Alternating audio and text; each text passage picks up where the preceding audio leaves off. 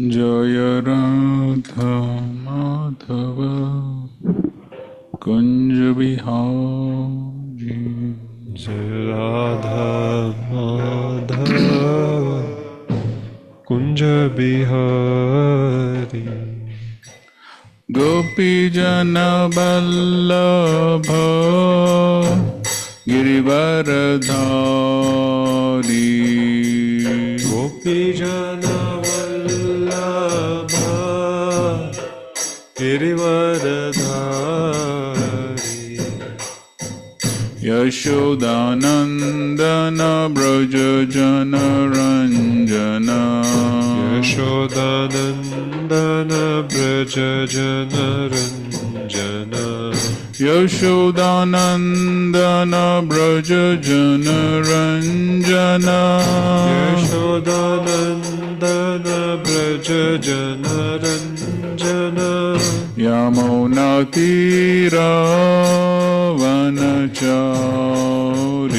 यमुनातीरावनचारी।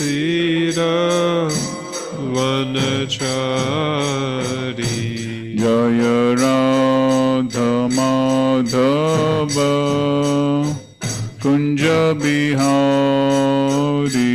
जय राधा माधव कुंज बिहारी। गोपी जन वल्लभ गिरिवरधारी। गोपी जन वल्लभ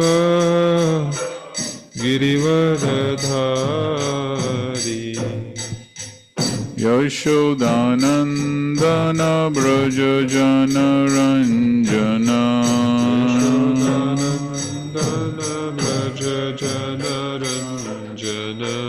यशोदानंदन ब्रज जन रंजन। यशोदानंदन ब्रज जन रंजन। यमुनातीरावनचारी।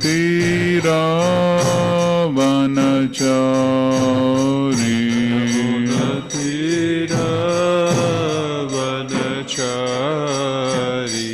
जय राधा माधव कुंज बिहारी।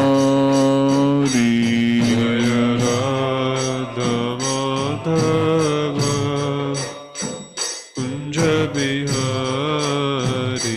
जय राधा माधव कुंज बिहारी। जय Radha Madhav Kunj Bihari.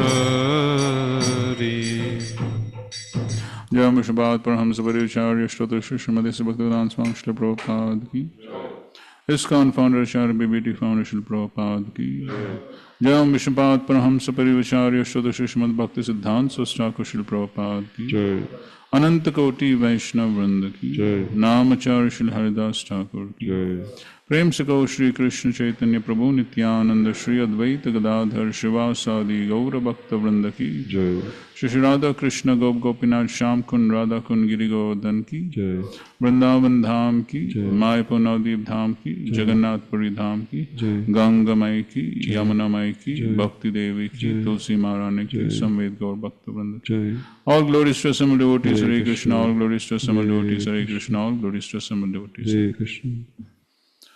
Om Namo Bhagavate Vasudevaya.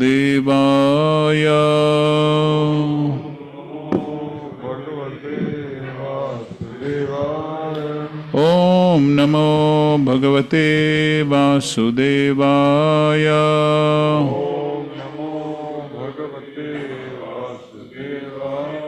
Om Namo Bhagavate Vasudevaya.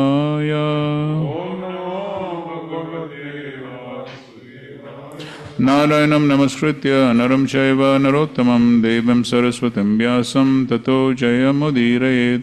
Nashtaprayesha badreshu nityam bhagavata sevaya bhagavatyuttama shloke bhaktir bhavati naishtaki. Om Jnanatimirandasya Jnananjana-shalakaya Chakshurunmilitam Yena Tasmai Shri Gurave Namaha.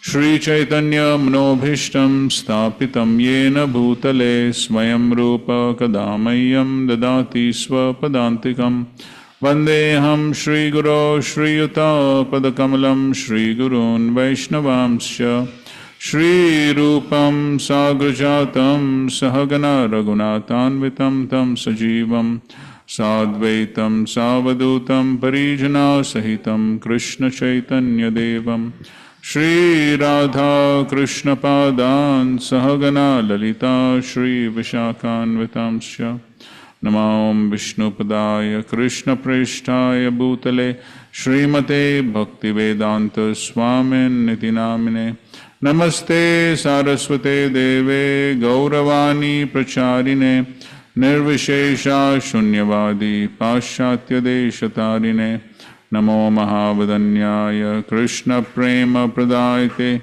Krishnaya Krishna Chaitanya Namane Gauratvashe Namaha He Krishna Karuna Sindho Deenabandho Jagatpate Gopesha Gopika Kanta Radha Kanta Namostute Tapta Kanchana Gaurangi Radhe Vrindavaneshwari Vrishabhanu Sute Devi Pranamami Hari Priye Vancha kalpa tarubhyascha kripa sindhubhya evacha patitanam pavanebhyo vaishnavebhyo namo namaha Jai Shri Krishna Chaitanya Prabhu Nityananda Shri Advaita Gadadhar Srivasadi Gaura Bhakta Vrinda Hare Krishna Krishna Krishna Hare Hare Hare Rama, Rama Rama, Hare Hare.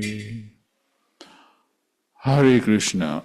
So we are going to chapter 12 of the 11th canto. So one question from yesterday. Hare. Begin with question, huh? One very small question. Question may be small, but go ahead. Let's see, we can try something. Maybe I missed some point. That Chaturbhuj Roop we have to meditate upon, he says, right? So what is the thing about that? How do you understand? I think the second last verse. Chaturbhuj.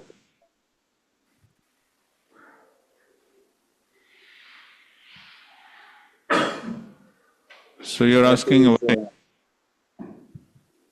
think second last or third last verse.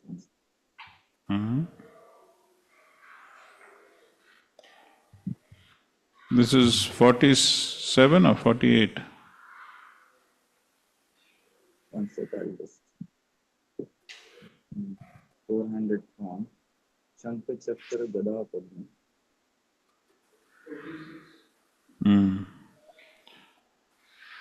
Thus in the present, one should meditate on a peaceful transcendental form with four arms. अरे बोल जो प्रभु जी का आवाज ठीक से नहीं आ रहा है, बहुत स्लो आवाज आ रहा है। ओ ऐसा कर। आज आप यहाँ पर क्यों नहीं है? आवाज आ रहा है आपका बड़ी। आपको प्रभु जी ने बताया था ना प्रभु जी। तो बंद है क्या? अच्छा, हमने सोचा कल। आज बंद है।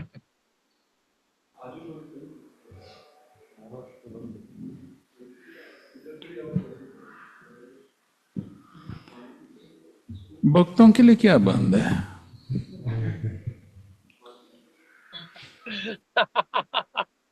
हर एक का गाड़ी है। नहीं, मेरा कोई गाड़ी नहीं।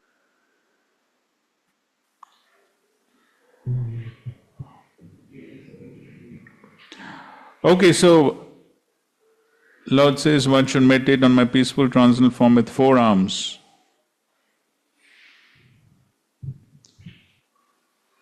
Yeah, Krishna.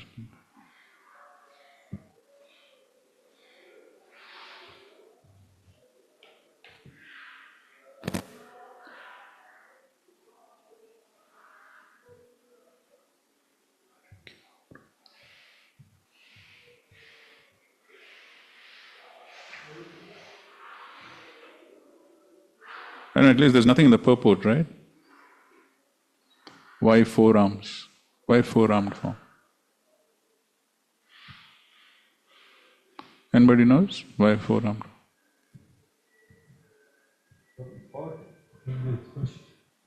Bolo.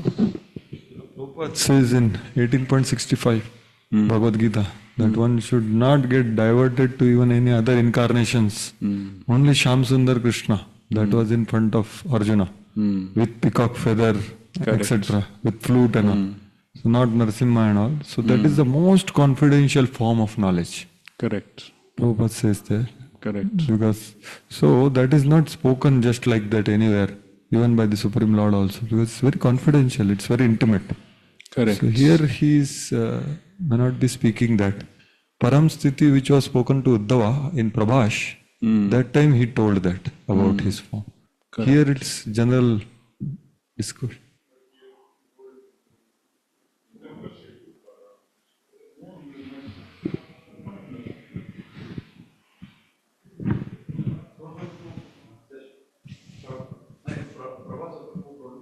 Can you little bit explain Prabhat Sutra, what Lord told about 400 form? Prabhash, what Lord revealed was the most confidential and the description of his personality and his existence in three dhams. It is called Param Sthiti. Vrindavan, Mathura and Dwarka. So that is the most, so it is about his form, his pastimes and his presence there eternally. So that is most confidential. So this is more, right now we are discussing Uddhav Gita which happened in Dwarka. After that this is happening. Uddhav was also getting more clarity there in Prabhash.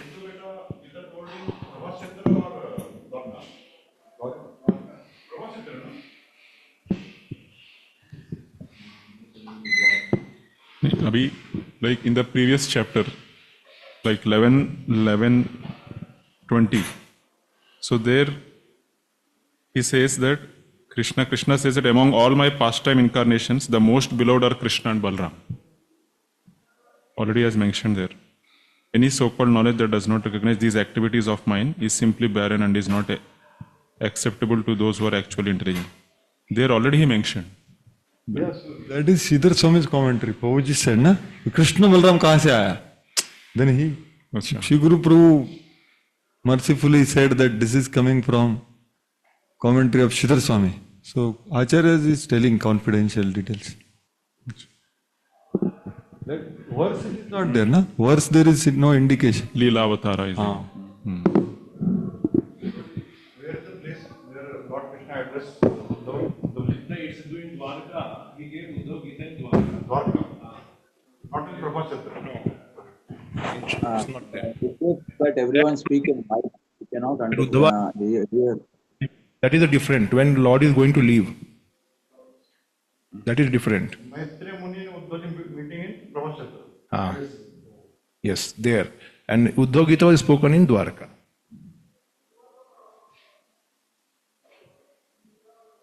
You can even search on internet also, you may find. Means it's not that they will give some wrong. Okay, any other thoughts? So, who asked the question? Radha Kunjari. Kunjvari. Okay, so your question got answered, Prabhu? Yeah, I'm trying to digest it, Prabhu, and it says, please hear as I explain the great mysteries to you. The most confidential knowledge. Maybe in chapter 12 it will get solved. Okay, let's go to the 12th chapter. Even when Uddhava meets gopis, he talks a lot about the Paramatma. So what is the problem here actually? Means See, I don't have problem. Somebody else has problem. so Uddhava, even after hearing from Krishna, he is being with Krishna, it talks about more like Paramatma to gopis. So these are the transcendental knowledge. Meditate upon which form. Very important thing. There will go. So What you meditate upon will go there.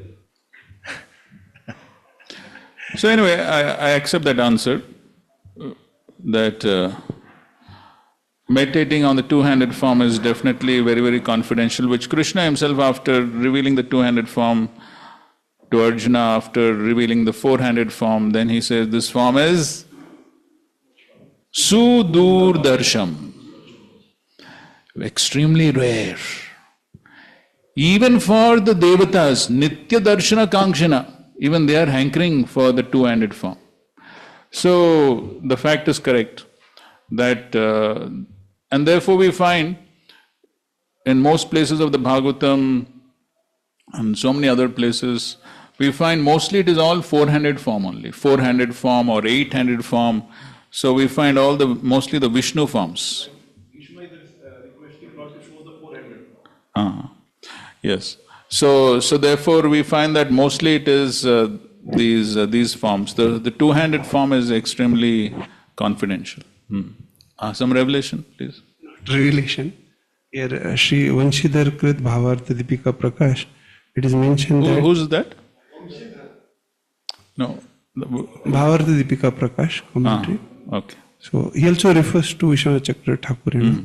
So, he also mentions here that Atra Agni Ado Tad Antaryami Rupasya Eva Chintanam Karyam Na Jatu Nija Prema Seva Ashriyasya. So, that is Agni Ado. So, whatever fire and other elements are there. So, meditation is recommended on the form that is Antaryami, which is indweller Paramatma, Super Soul. Eva Chintanam Karyam. But then, no jatu nija prema seva ashriyasya. But not on the personal object. That is for prema seva ashraya. That is for the sake of intimate loving service.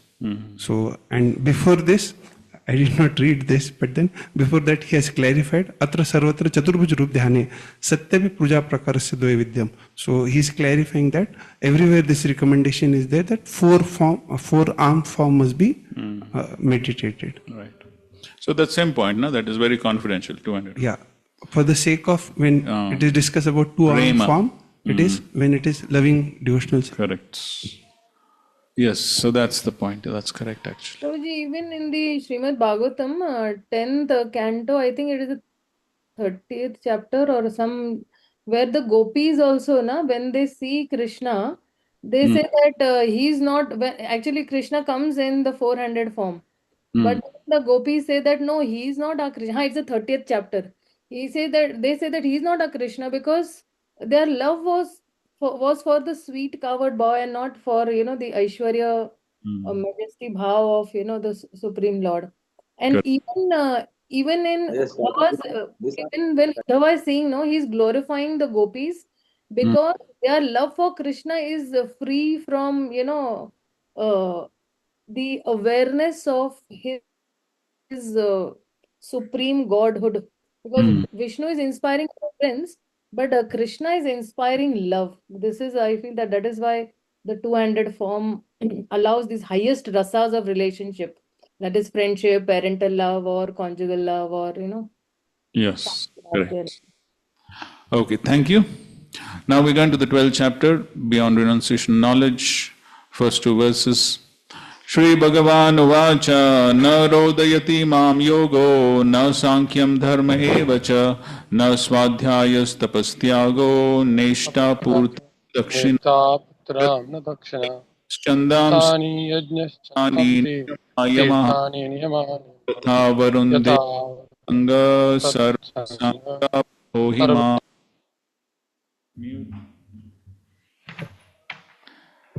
The Supreme Personality of Godhead said, "My dear Uddhav, by associating with my pure devotees, one can destroy one's attachment for all objects of material sense gratification. Such purifying association brings me under the control of my devotee. One may perform the Ashtanga Yoga system, engage in philosophical analysis of the elements of material nature, practice non-violence and other ordinary principles of piety, chant the Vedas, perform penances, take to the renounced order of life, execute sacrificial performances and dig wells, plant trees and perform other public welfare activities, give in charity, carry out severe vows, worship the demigods, chant confidential mantras, visit holy places, or accept major and minor disciplinary injunctions. But even by performing such activities, one does not bring me under his control." Okay, so Lord is very clearly explaining how he comes under control. One who can never be controlled by anyone and who is totally independent, but he comes under control. Purport.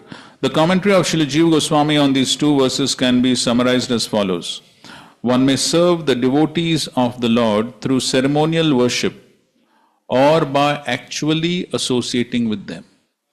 Association with pure devotees is sufficient for self-realization because one can learn everything about spiritual advancement from such devotees. With perfect knowledge, one can achieve all that one desires.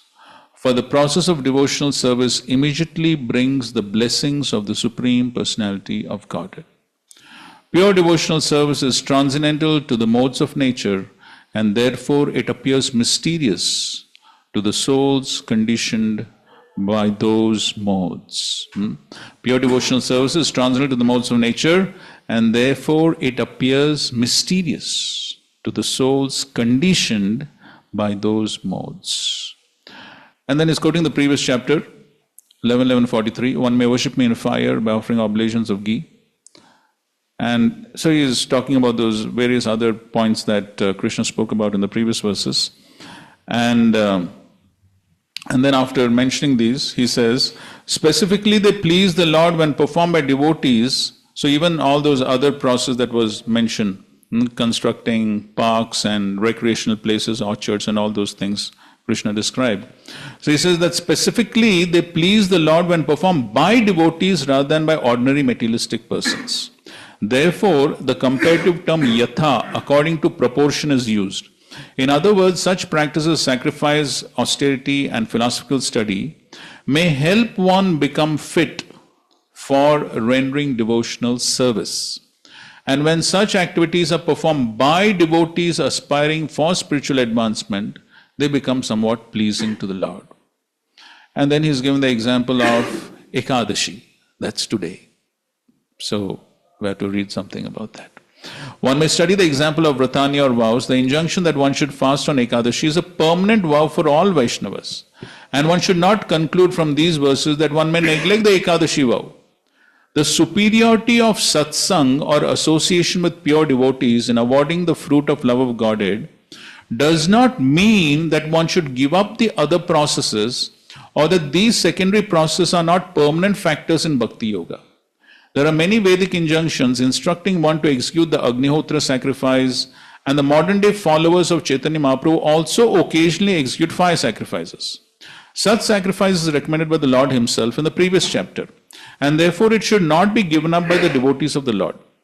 By performing Vedic ritualistic and purificatory process, one is gradually elevated to the platform of devotional service, whereupon one is able to directly worship the absolute truth. One Vedic injunction states, the result awarded for fasting continuously for 1 month on 6 different occasions can easily be achieved simply by accepting a handful of rice offered to Lord Vishnu. This facility is especially offered in Kali Yuga. Nevertheless, regulated fasting on Ekadashi is not an impediment to spiritual advancement. Rather, it is a perpetual aspect of devotional service and can be considered an auxiliary principle supporting the main principle of worshipping Lord Krishna and his devotees. Because such secondary principles help one become fit for executing the primary process of devotional service, they are also greatly beneficial. Therefore, such secondary principles are widely mentioned throughout Vedic literature.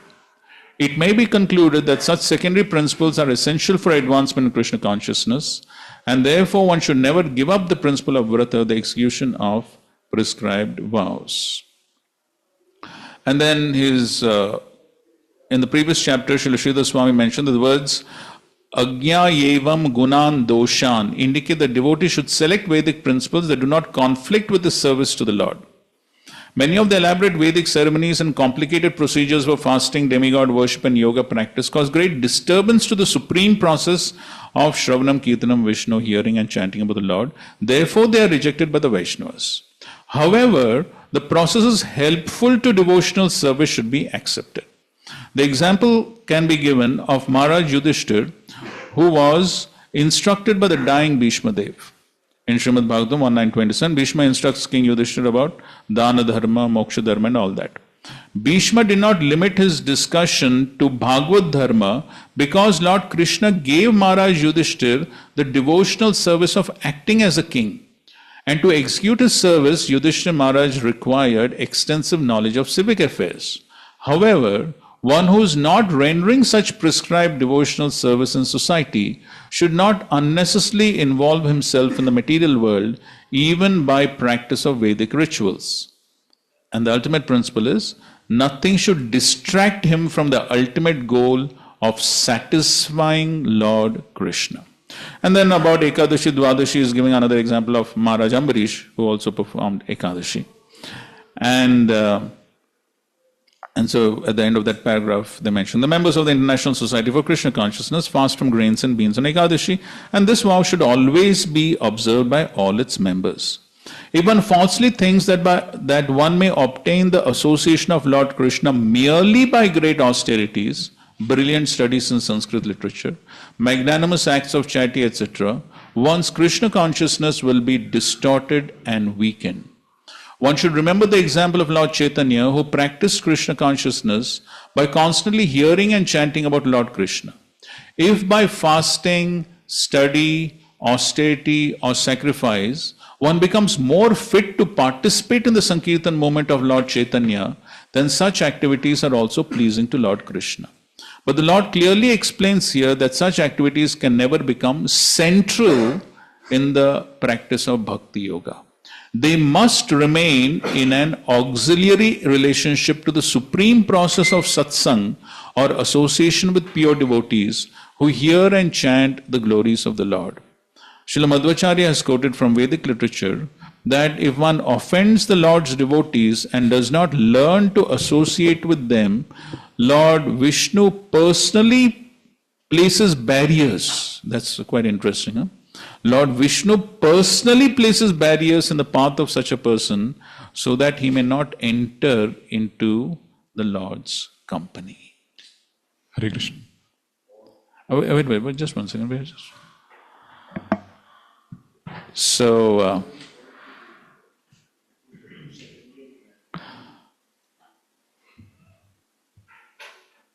just reading some things from Vishwanath Chakravarti.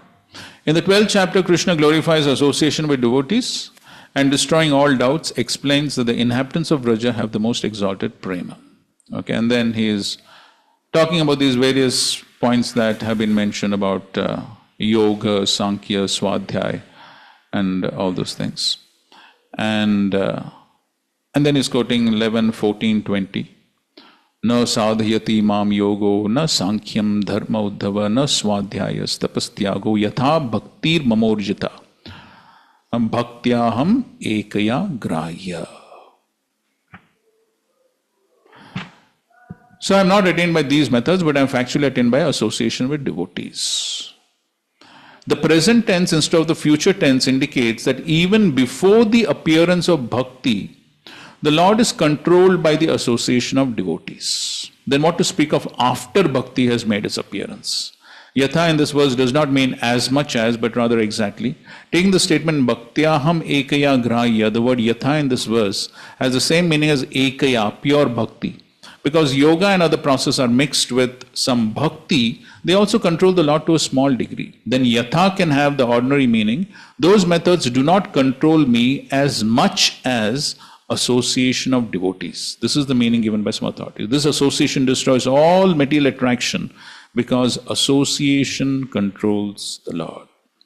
So, as in the purport they're elaborately mentioning about, all these other processes are useful as long as they enhance one's bhakti. So therefore, he's talking about the primary process and the auxiliary or the secondary process. And that is in line with what Rupa Goswami has given in the Bhakti Rasamrit Sindhu, as we were discussing the other day also, about the first 20 items are the primary and others are considered secondary.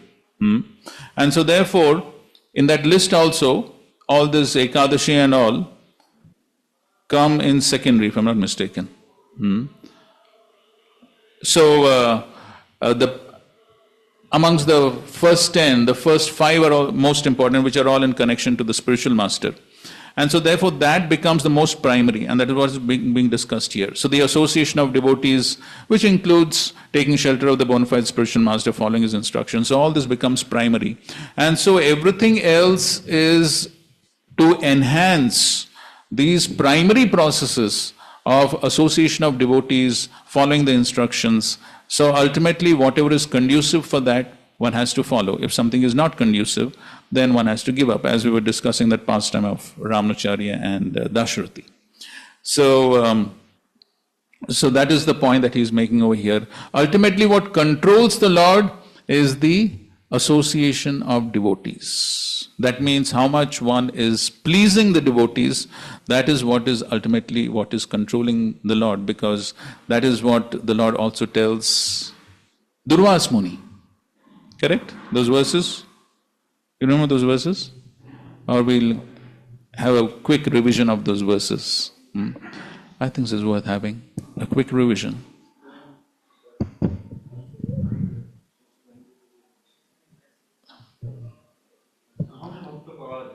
Yes.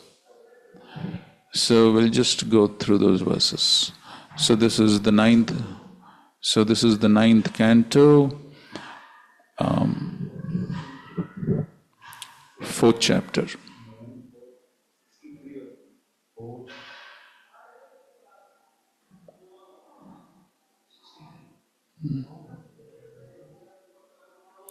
Yes. Okay, so let's recite these verses, because this is this actually encapsulates all the what this chapter is talking about.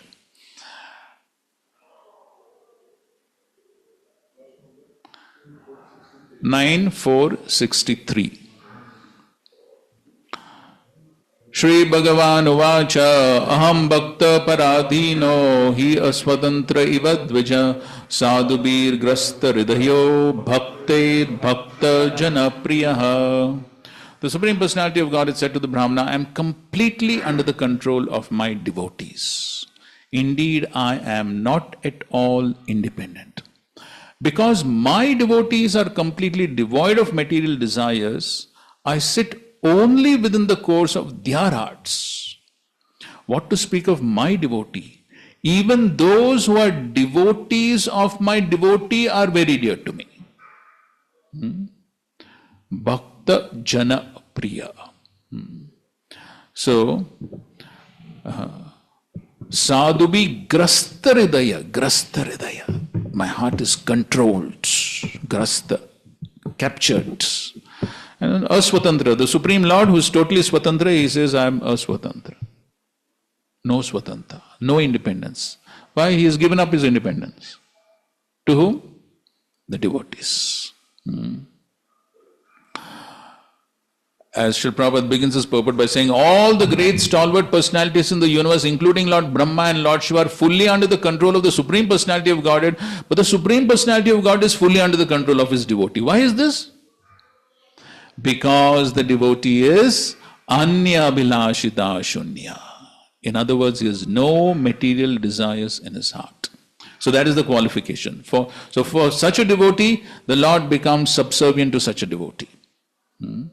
Because of this transcendental qualification, the Supreme Lord is extremely favorable to the devotees. Indeed, not only the devotees, but also the devotees of the devotees. Srila Das Thakur says, Chadiya Vaishnav Seva Nistarpaya Chakeba. Without being a devotee of a devotee, one cannot be released from material entanglements. Therefore, Chaitanya Mahaprabhu identified himself as Gopir Partur Padakamalayur Das Das Anudas. Thus, he instructed us not to become not directly servants of Krishna, but servants of the servants of Krishna. And then, Yasya Prasadat Bhagavad Prasad. If one very sincerely serves the spiritual master, Krishna certainly becomes favorable to such a devotee. Following the instructions of a devotee is more valuable than following the instructions of the Supreme Personality of Godhead directly.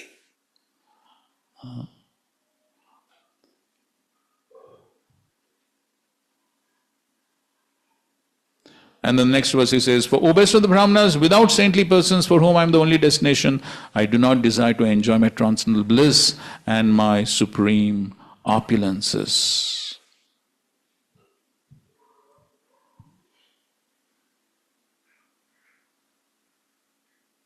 So, towards the end of this purport, Prabhupada writes, although the Supreme Lord is full in 6 opulences, he does not feel transcendental bliss without his devotees.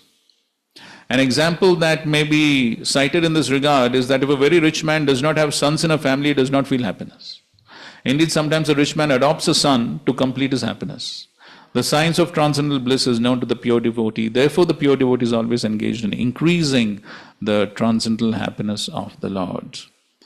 And in the next verse he says, since pure devotees give up their homes, wives, children, relatives, riches, and even their lives simply to serve me without any desire for material improvement in this life or in the next, how can I give up such devotees at any time?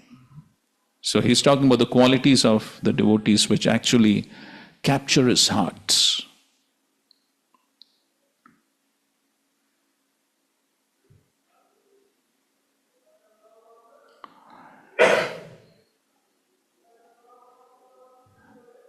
As chaste women, next verse, as chaste women bring their gentle husbands under control by service, the pure devotees are equal to everyone and completely attached to me in the core of the heart, bring me under their full control. So you can see all the qualities of the devotees the Lord is mentioning over here.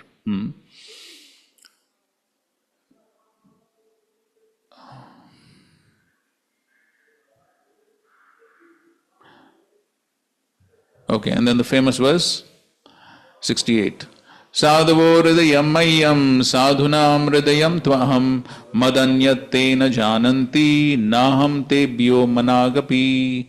The pure devotee is always in the core of my heart, and I am always in the heart of the pure devotee. My devotees do not know anything else but me, and I do not know anyone else but them. So Srila Prabhupada writes, since Durvas Muni wanted to chastise Maharaj Ambarish, it is to be understood that he wanted to give pain to the heart of the Supreme Personality of Godhead. For the Lord says, Sadhavo hridayam mayyam. The pure devotee is always within the core of my heart. The Lord's feelings are like those of a father who feels pain when his child is in pain. Therefore, offenses at the lotus feet of a devotee are serious. Chaitanya Mahaprabhu has very strongly recommended that one not commit any offense at the lotus feet of a devotee. Such offenses are compared to mad elephant. Okay, because when mad elephant enters a garden, it causes devastation. Therefore, one should be extremely careful not to commit offenses at the lotus feet of a pure devotee. Okay. And then towards the end he says, Vaishnava Kriya Mudra Vigyana Bhusha. Even the most learned or experienced person cannot understand the movements of a Vaishnava, pure devotee. No one therefore should criticize a pure Vaishnava. Vaishnava knows his own business. Whatever he does is precisely right because he is always guided by the Supreme Personality of Godhead.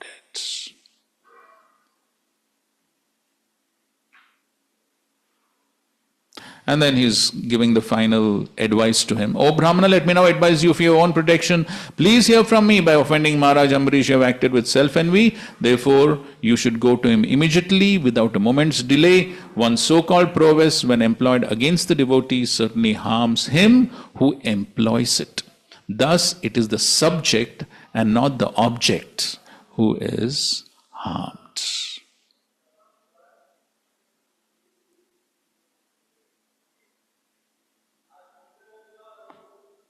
And then in the next verse he says, for a Brahmana, austerity and learning are certainly auspicious, but when acquired by a person who is not gentle, such austerity and learning are most dangerous. Tapo vidya cha vipranam nishreyasa kare ubhe te eva durvinitasya kalpete kartur anyatha. If one is durvinitasya, then it will have the opposite effects. Prabhupada is in the purport quoting Manina Bhushita Sarpa Kim Asau Na Bhayankara. Serpent with a jewel on its hood is as dangerous as a serpent without such a jewel. Durvas Muni was a very learned Brahmana, equipped with mystic power, but because he was not a gentleman, he did not know how to use his power. He was therefore extremely dangerous. The Supreme Personality of God is never inclined towards a dangerous person who uses mystic power for some personal design. by the laws of nature. Therefore, such misuse of power is ultimately dangerous, not for society, for the person who misuses it. Okay. So in this way, here we find that the Lord himself is glorifying the devotees with all these qualities and how he becomes subservient to such devotees. And therefore, here also in these verses, the Lord is saying the same things, that all these other processes are meant to increase our devotional service and increase that association of devotees, increase the service to devotees. So all these other processes, if they're conducive for the devotee association and serving the devotees, then they can be adopted. But if those other processes, secondary processes, are not conducive, pratikul, then they should not be used, or they should be given up. So that is what he's talking about here. And also, as we read one statement that that this is, what is that statement? A little mysterious. What is that? In the purport.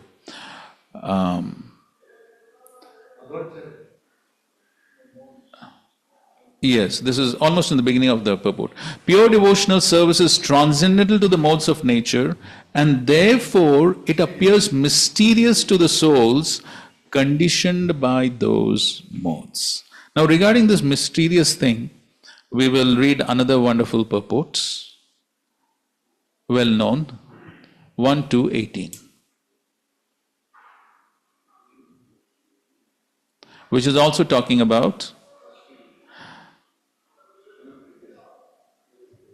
association with the devotees.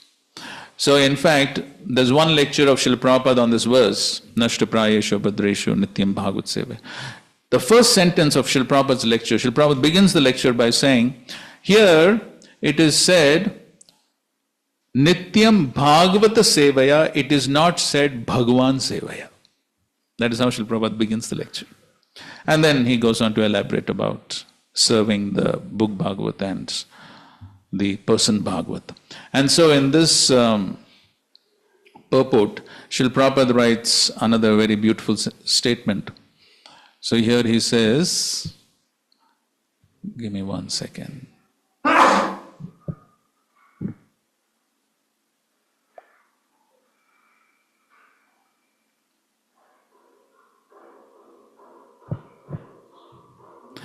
In the second paragraph, the devotee Bhagavat is a direct representative of Bhagavan, the personality of Godhead. So by pleasing the devotee Bhagavat, one can receive the benefit of the book Bhagavat. By pleasing the devotee Bhagavat, one can receive the benefit of the book Bhagavat. Human reason fails to understand. Human reason fails to understand how by serving the devotee Bhagavat or the book Bhagavat, one gets gradual promotion on the path of devotion. So, somebody can give purport to this? Human reason fails to understand. Yes, anyone?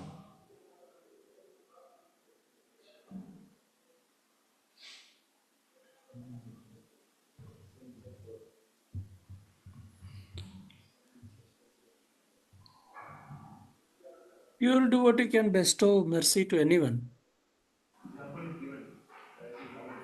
Okay, you can bestow mercy to anyone, that's correct. So, what is this human reason fails to understand? What does it mean?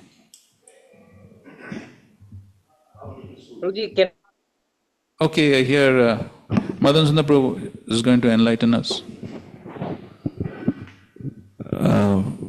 The human reason fails to understand. Generally, we tend to look at, unless it is complex and difficult, then it is not worthy of it. But something is so easy, then it just doesn't make sense. So here it becomes so easy. Therefore, human reason fails to understand this. Okay, good point. Okay, something so easy. Prabhupada did mention, okay, only chant Hare Krishna. Stand on the head, do some complicated yogasanas, twist the body here and there. Okay, fine. Some other thoughts? I think so. Sachin Bhagavan Prabhu is... Online. Yes, we'll come to you. Generally, somebody does something to him It's like reciprocation is there. So we may not directly understand how by serving the Lord, how things can happen in our life. Okay, fine. Okay, thank you. Okay, you have the mic, so go ahead. Like Krishna says, Puranarko Adunodita, like the Bhagavatam came when Krishna ascended. So it is, Bhagavatam is non-different from Krishna. Okay. So that's why if we read Bhagavatam, it is like equivalent to Krishna only, that's why. But still it is difficult to understand because by reading Bhagavatam we can do, but actually both are equivalent. Okay, fine. Bhagavatam is as good as Supreme. Okay, next. So one example which comes to my mind, like if a coaching teacher is teaching someone, and so by getting taught by coaching teacher, how can he pass or he can get marks in his exam? He has to write exam separately. Correct. So here also everyone has to do his bhakti separately. But here it is by reading Bhagavatam, by following the Bhagavatas, you are advancing in your bhakti, which means you are doing your real bhakti. So it is connected. Means the people see that what is my connection to my real objective, what I am doing with this person. I am just getting inspiration, but I have to do my own things. Like I help someone, but again I have to do my own chores. But helping is also equivalent to doing your own chores. So this is what bhakti is equivalent here. Okay, fine. So this itself is bhakti. Yeah, means and ends are same. Okay, fine. Okay, good point. Okay, yes, bro. Like this verse itself says, Abhadreshu. Actually, getting rid of all anarthas is a very tedious process for jnanis and all. Correct. And how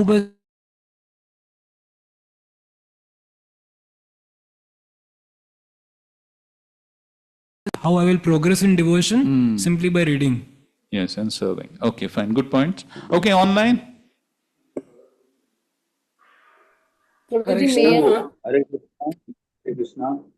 So, logic, doubt leads to logic, and faith leads to magic. No, say and that magic cannot leads to logic. What's that? What? Doubt binds us to the. Doubt binds us in logic.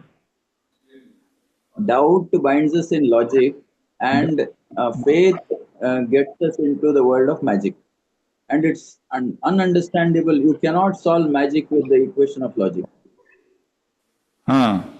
Okay, so you have made another mysterious statement. So you will have to give another purport to your statement. So, simple things like, say, for example, Gokarna's brother, that Brahmarakshas, within 7 days he got out of his Brahmarakshas Padavi and he attained the 400 form. I mean, that is proof enough for, just listening to the Bhagavatam or to a Bhagavata, the Bhagavatam, then one attains his destination, supreme destination. That is enough. But for people, what can listening do?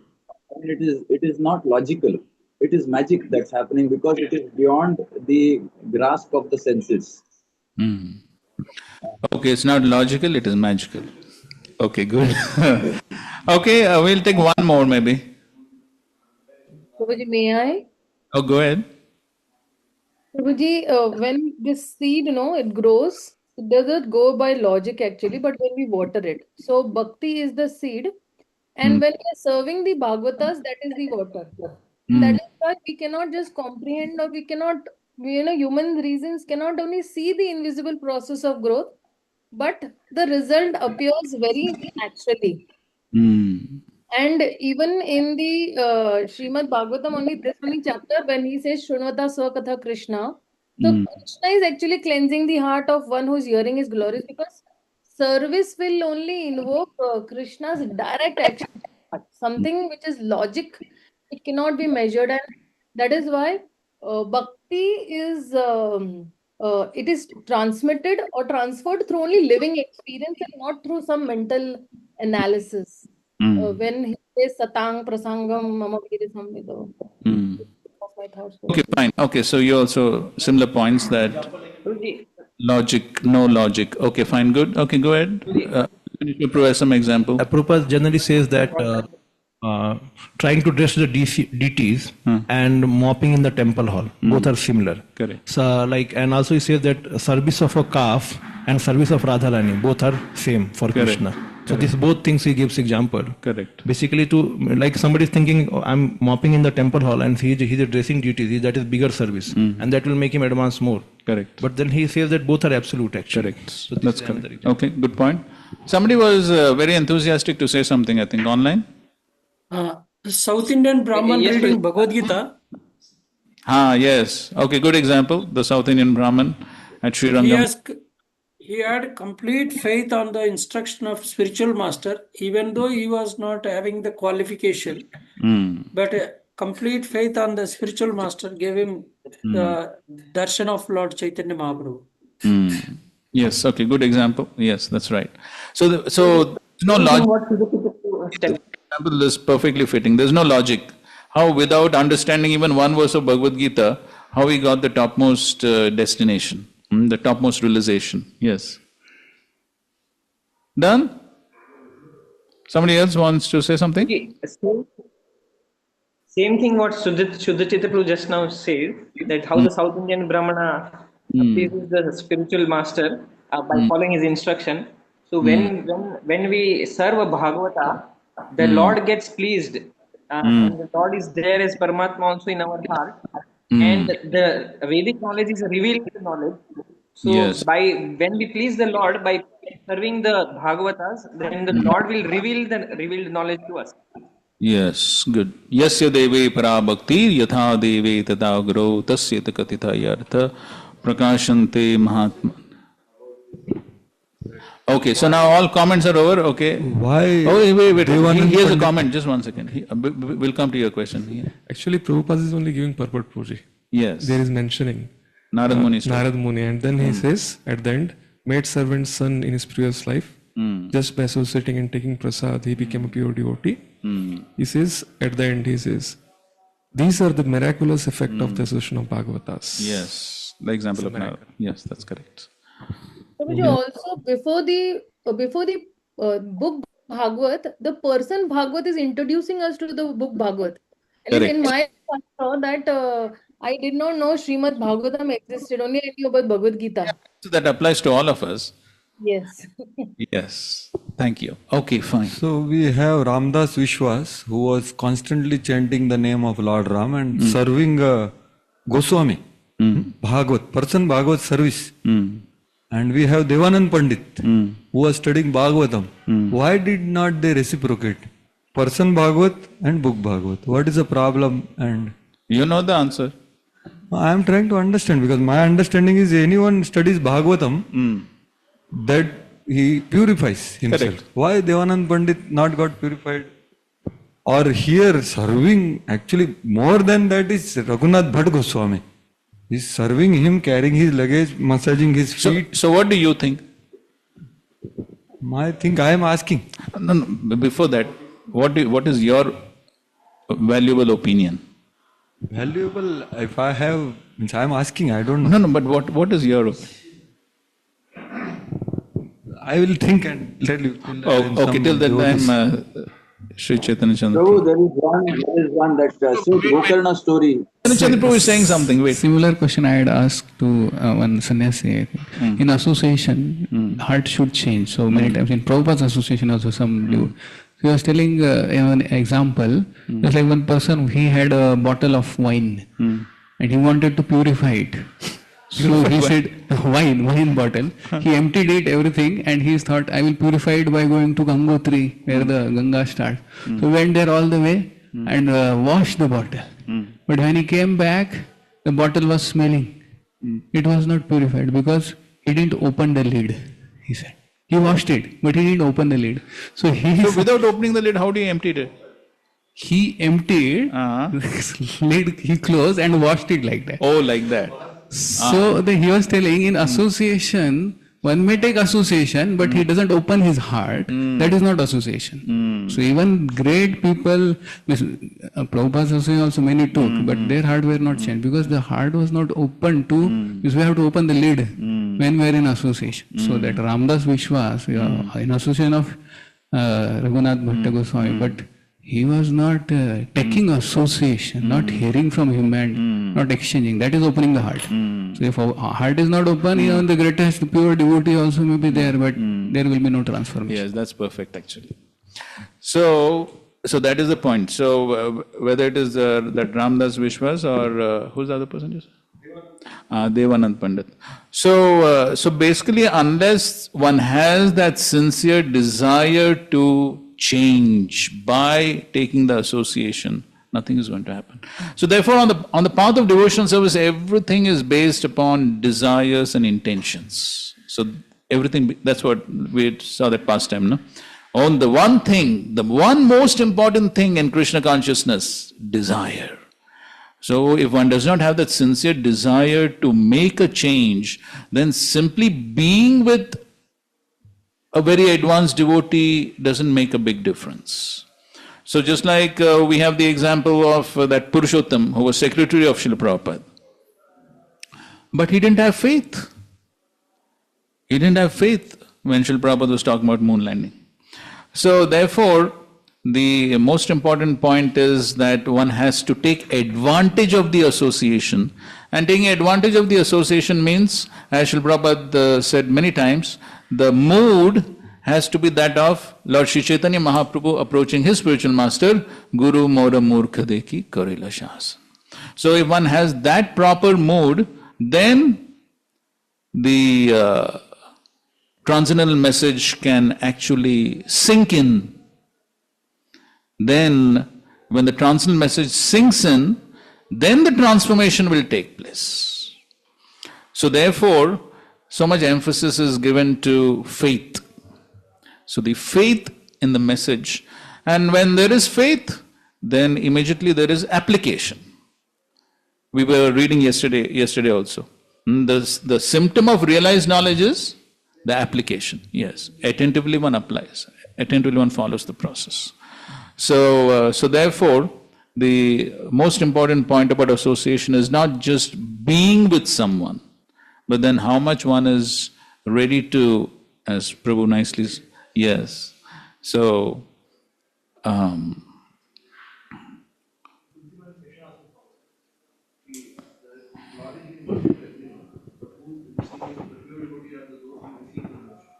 yes. So everything depends upon one's own consciousness, how one is in the consciousness to receive. So therefore there is no logic there. There is no logic. The process of devotional service is based on mercy. Therefore, there is no apparent logic. So just like we know the well-known story of the air hostess who took the Mahaprasad of Srila Prabhupada and then became a devotee. So Jnanis and Yogis will say, "Arey, we are doing years and years and years of tapasya to purify ourselves and do all this, and this lady just took some handful of some puffed rice or whatever and got devotional service, the topmost goal. Where is the logic?" Or yesterday Maharaj was telling pastime of Ramacharya, no? He washed his hands in the pond and the fish ate. Immediately 400 forms. Disciples said, "Arey, what is this? We are taking so much Mahaprasad every day." Where is the logic? No logic. Of course, Ramacharya said, because yes, no offenses. No offenses. But still, where's the logic?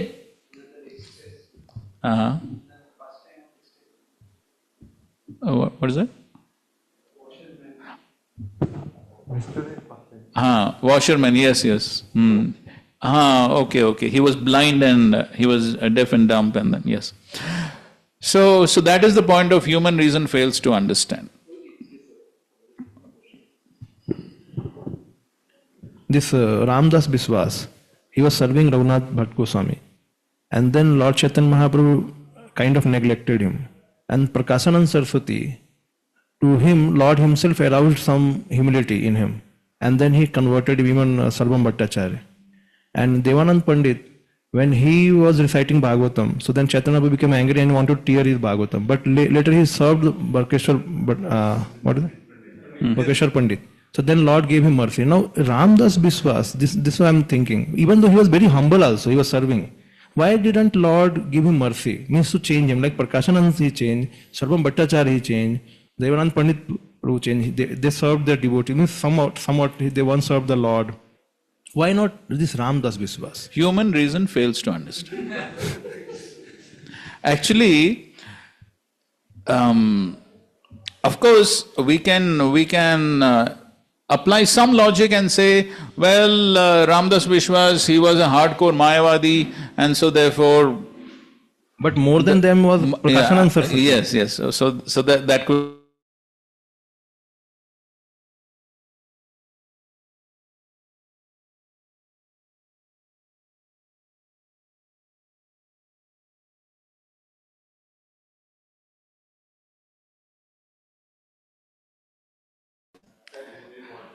Yes. Who were they? Tapan Mishra and Chandrasekhar Acharya. Of course, but before that, these devotees, Tapan Mishra and Chandrasekhar Acharya, they had the desire that this Mayavadi sannyasi is criticizing Mahaprabhu. What will be his destination? He's criticizing Mahaprabhu. If he becomes a Vaishnava, so many others will become Vaishnava. And we will also get some association here in Varanasi. So it is because of their desire that Mahaprabhu accepted the invitation and then went and transferred. So therefore, at least apparently, Raghunath Bhatta Goswami, he did not have any such desire because he already thought he is a nice Vaishnava. Correct. Raghunath Bhatta Goswami was thinking he is already a nice Vaishnava. He never had any thought that he is a Mayavadi, he needs mercy, blessings. He didn't have anything like that. But here specifically, Prakashan Saraswati's case, the Vaishnavas desired, and therefore then the Lord becomes subservient to the desires of the Vaishnava, and therefore he transformed. That's my understanding. So, of course, at the same time, if we see the whole explanation of Vishwanath Chakravarti to the Ahituki principle of bhakti, Ahituki apratiyata. So he describes that in Madhur Kadamani also. The whole explanation of how bhakti is Ahituki, that means there is no cause. It's not causal. There's no cause. So. Without going into the details of that explanation, but the important gist of that explanation is that when a preacher Vaishnava gives mercy to someone, there is no question why. It is his desire, that's all. So when the Vaishnava desires, okay, this is a nice person, he should get the Lord's mercy, then Lord's mercy follows. The Lord himself has given the freedom to the Madhyamadikari preacher to distribute the mercy as he wants. And so therefore, when a Vaishnava gives mercy to someone, then there is no exact logic there. Why this person amongst all the others? Well, there's no logic there. That is why it is Ahituki. That is one meaning of Ahituki. So Narad Muni is traveling everywhere. Why did he go in that forest where Mrigari was there? He could have gone to so many other places. So therefore there is no logic there. But there is a difference in the fourth chapter of first canto. The Bhaktivedantas were considered as non-partial. They were not partial. And then it was said that they gave mercy impartially to Narad Muni. Tulya Darshana, the word also used. But when it comes to Madhyamadikari, especially, so here you are saying that it is his Ichcha, he can give. And that Ichcha may refer to whom he becomes attracted for certain region. But Bhaktivedanta was not attracted to any such things. Means the qualities, but that was not the main region. They gave mercy by themselves and then quality increased. Narad Muni's quality increased more. And then it's natural. So this thing, a difference is there. Like Uttamadikari, he is impartial.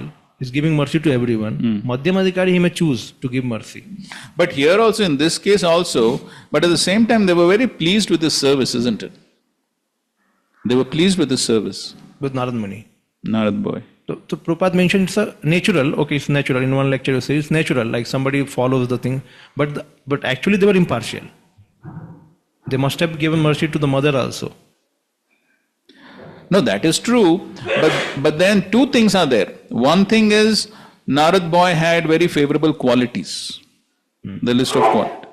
And secondly, he very submissively served, by which they became pleased. And so therefore, there is a statement there which says that they became favorable to giving mercy.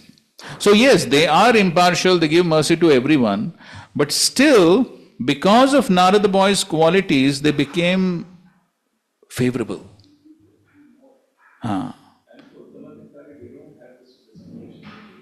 Yes, they think everyone is a devotee. So here they have to be considered Madhyama, Bhaktivedantas. Means they are dealing as a Madhyama or what?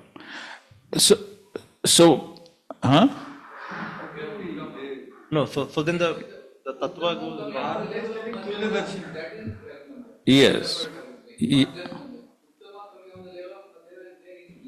Yes.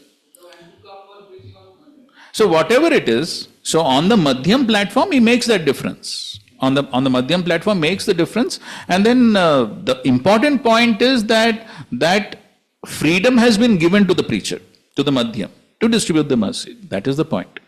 So anyway, that is my understanding about the Bhaktivedanta. So anybody who is preaching, generally, anybody who is preaching means he has to give mercy according to his discrimination. Yes. And still he will be called impartial. Still he will be called impartial. Yes, because that is the quality of the devotee, is impartial, but still for the sake of preaching, he has to make that difference. For the sake of, otherwise he can't preach, na?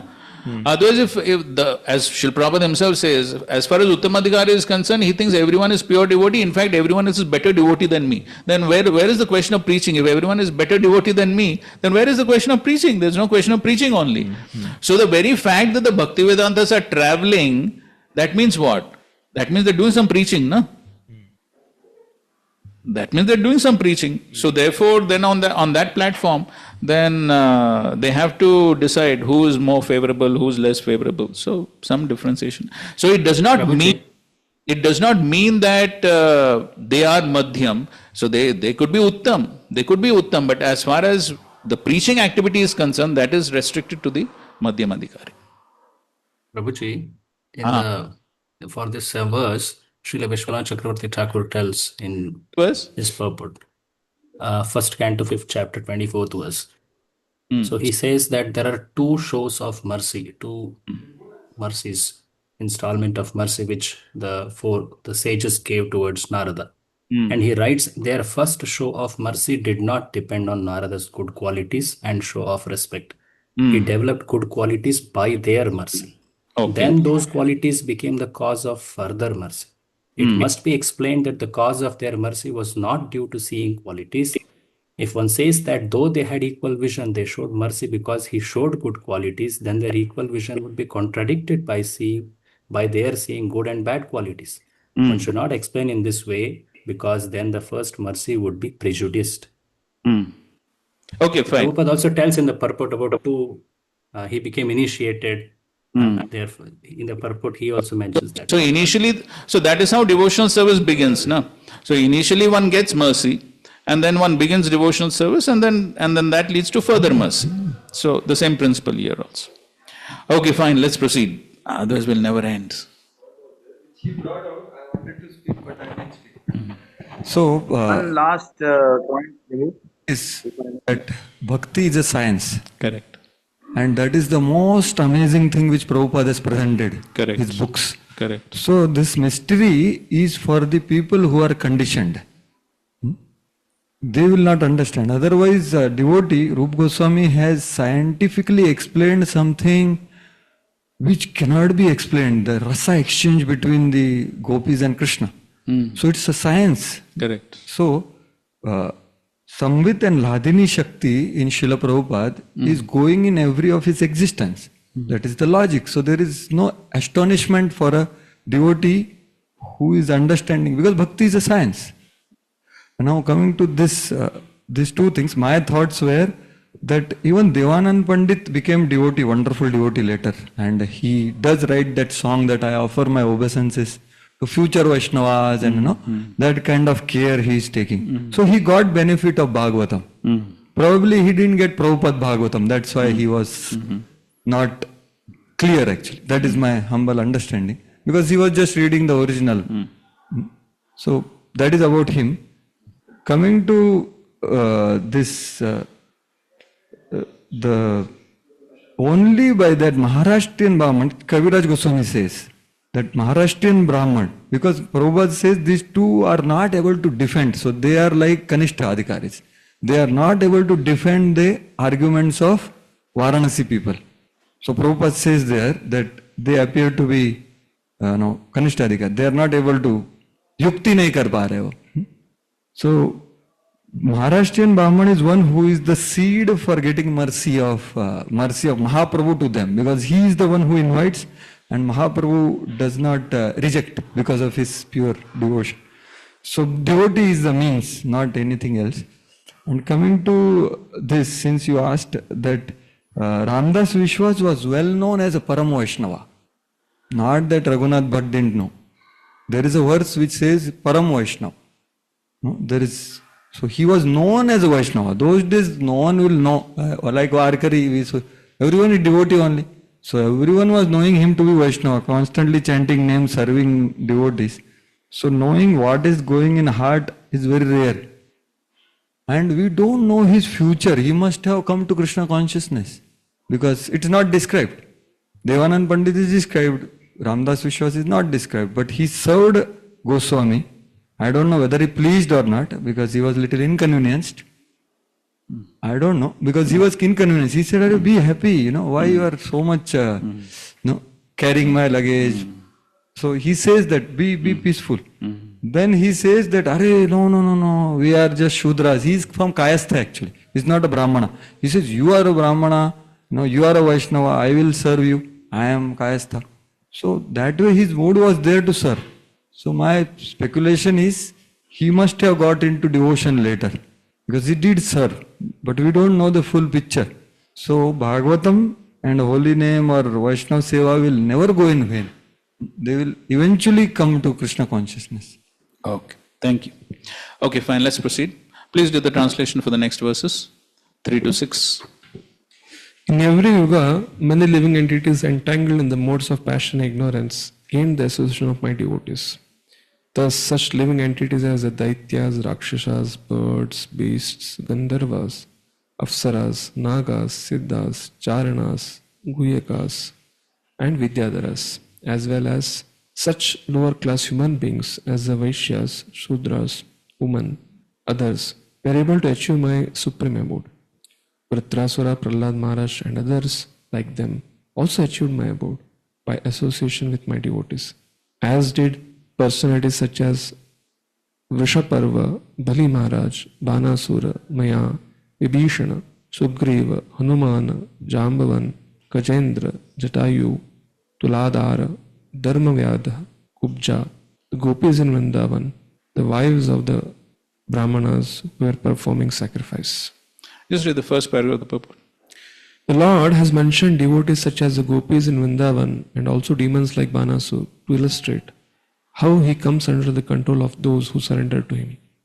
It is understood that devotees like the gopis and others mentioned here obtained pure love of Krishna, whereas the demons generally obtained only salvation. Many demons were purified by association with the devotees and came to accept devotional service to the Lord as the most important among the various activities in their lives. But the exalted devotees like Prahlad and Bali Maharaj know nothing except devotional service, which they accept as their very life. Still, the reformed demons are also mentioned so that readers of Srimad Bhagavatam will understand the enormous benefits one may achieve by associating with devotees of the Lord. Okay, so that's the reason why all these names are mentioned, including the names of the demons, along with the names of the gopis. So, Vishnu Achak Thakur mentions 4 verses show that association with devotees brings the Lord under control, either secondarily or significantly, giving examples like Bana and the gopis. So, there are persons with mixed bhakti and pure bhakti. By association with persons with mixed bhakti, Some persons brought the Lord under control in a secondary way. By association with persons with pure bhakti, some persons brought the Lord under control significantly. So that's the difference. Okay.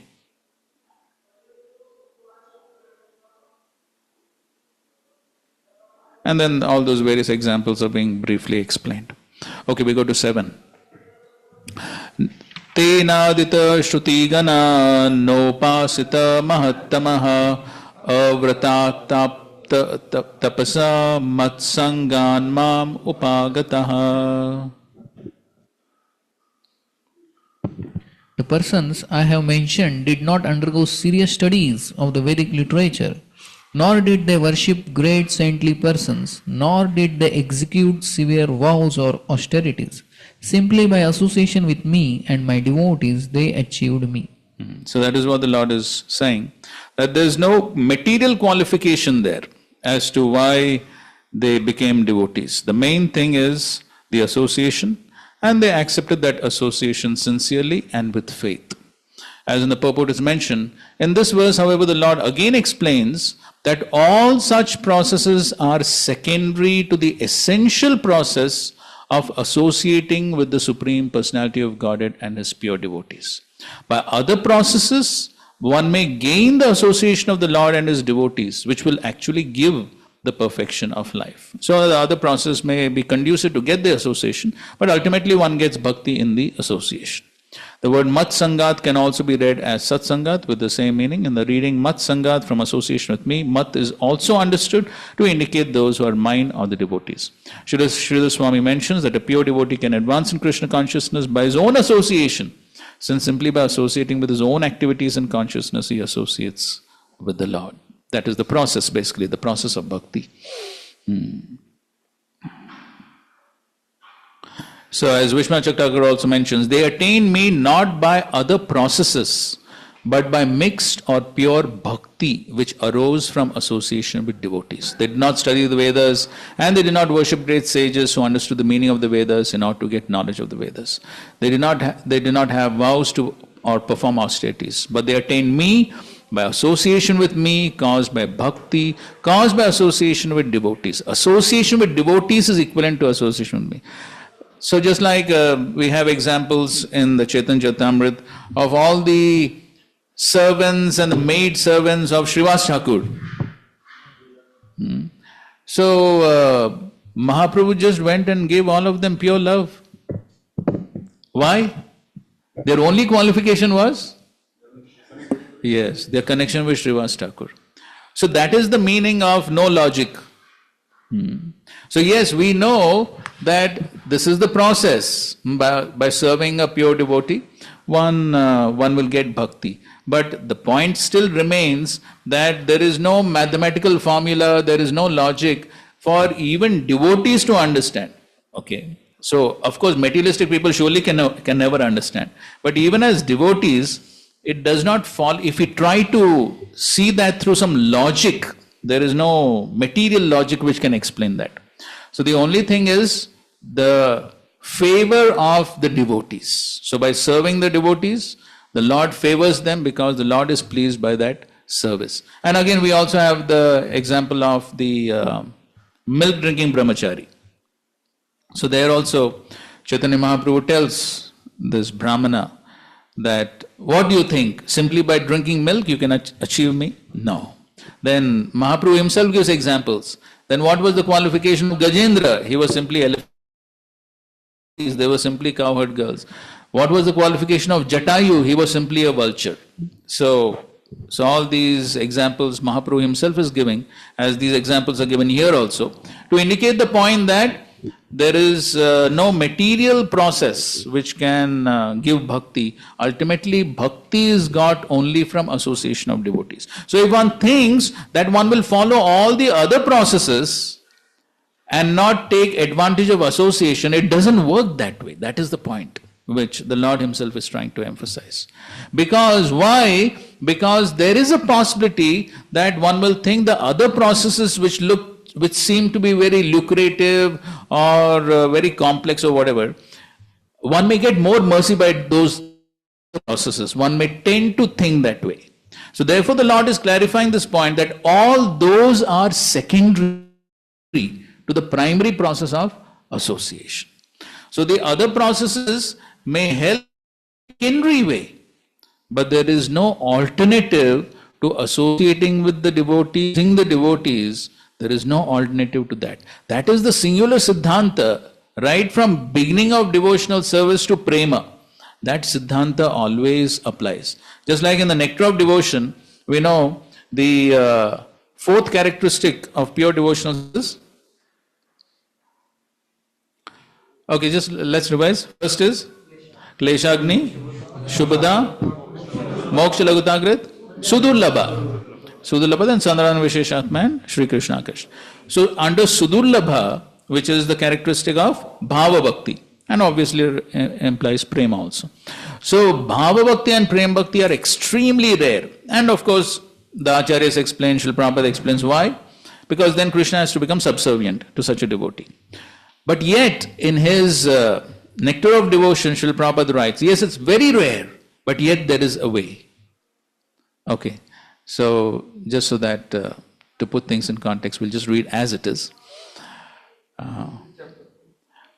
This in the 6 characteristics, so that is the first chapter. No, 6 characteristics. Yes. So characteristics of pure devotional service.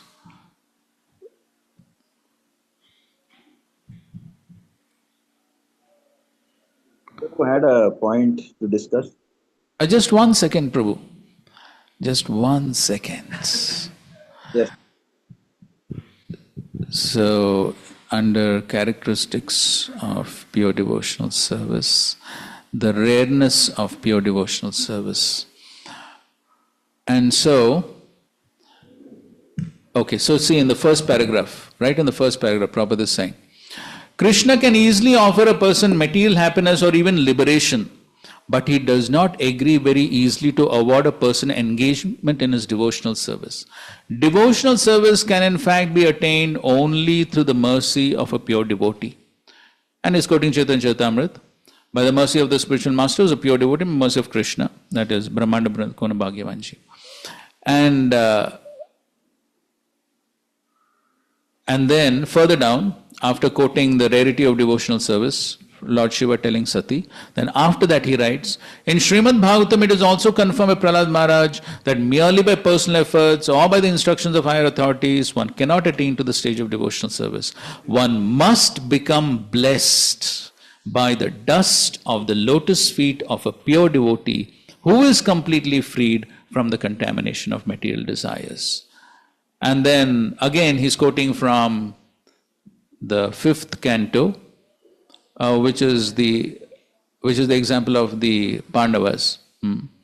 And the purport of this verse is, after quoting that, the Lord easily offers liberation, but he rarely agrees to offer a soul devotional service, because by devotional service the Lord himself becomes purchased by the devotee. So the important point is that ultimately it is the blessings of the pure devotee that by which one can come to the platform of bhava and prema. So and why this point is very important to understand, because these days especially we are finding that devotees, they are thinking, no, the process is more important than the association. And therefore we find devotees are giving up their bona fide initiating gurus and going to other sampradayas, other institutions, other processes. Why? This is the problem. They don't value the association. They are thinking the process is more important. And so they are going to the other organizations and thinking they will get some better process, and by practicing that they will very quickly come to bhava and prema. And those things have happened not only now, even in the history of ISKCON, even previously these things have happened. Why? The reason is this. Because they think the process is more important than the association of devotees and pleasing the Vaishnavas. That is the problem. Yes, Prabhu, you wanted to say something.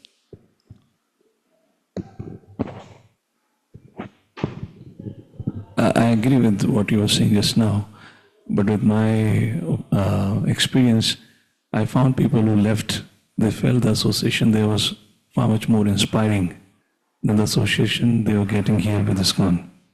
Because being an institution, somewhere we do get limited in terms of, in our practice and discussion of Krishna consciousness. Somebody is sitting underneath a tree, he doesn't need a donation, he doesn't need to speak about any organization, and he can just simply sit and talk about Krishna Katha and inspire.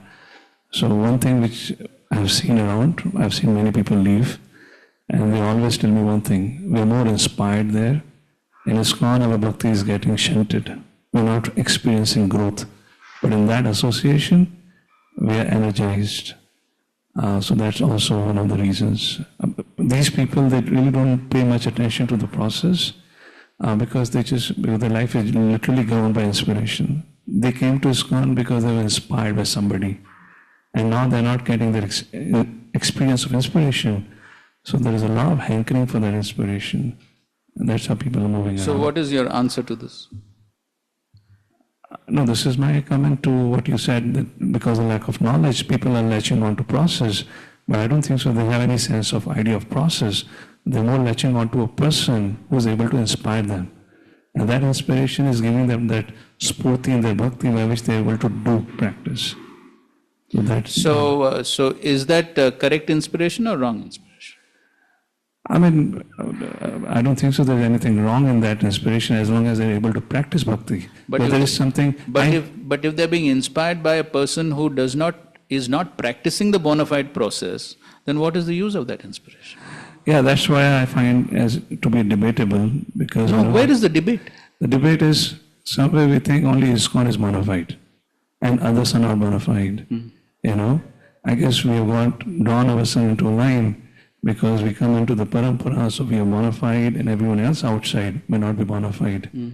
But at the end of the day, when Krishna says, Anta kale chamami vasmana mukta kalevaram, that somebody who can remember Krishna, somebody who can practice living a life where he can remember Krishna, and somebody is able to give inspiration. This largely is not with congregation, even brahmacharis have left. In Vrindavan temple they have left. Yes. And I've had a discussion with them. I said, why would you leave?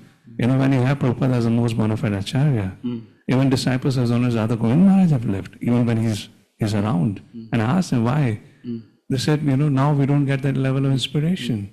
So where I feel that we as an individual, or maybe leaders in our capacity, or whatever we represent, we need to create that level of bhakti in ourselves where we can continue to inspire our audience. Because the audience that we're dealing with, they're looking for inspiration. I'll tell you, there is an incredible lady from Bhopal, very influential lady. She went to the temple there and she felt, because they were brahmacharis, they did not speak to her properly because she's a lady like this. She got connected with an online program. She was so much into learning. She had so much respect for Prabhupada. She did online Bhakti Shastri also. This was online. I was not speaking in karke, and she would connect once in a while. Now she left ISKCON. And she is Radha Vinod Bihari Babaji. She's joined that forum. And many of them have followers coming from ISKCON only. Because ISKCON is on the root level, ground root level, they do prachar. And then these people go and join them because they're not living Vrindavan. And I asked, why? I said, I feel inspired in that association. So this is just my thought on that. Okay, since I didn't have any plan to get into this topic, but you have raised this topic, and not only just raised my perception, but you seem to be somewhat favorable to what is happening and what has happened and what these people are doing. So definitely we would, and since so many are listening, definitely we would like to say something, taking into consideration some very important Shastric references and Srila Prabhupada's quotes on the subject. The first point which needs to be very clearly understood, and so you can quickly, I'll give you a few references, you quickly open, okay?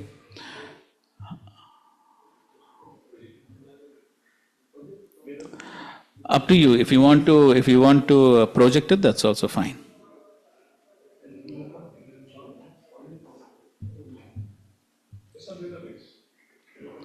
Yes. Just for everyone to see.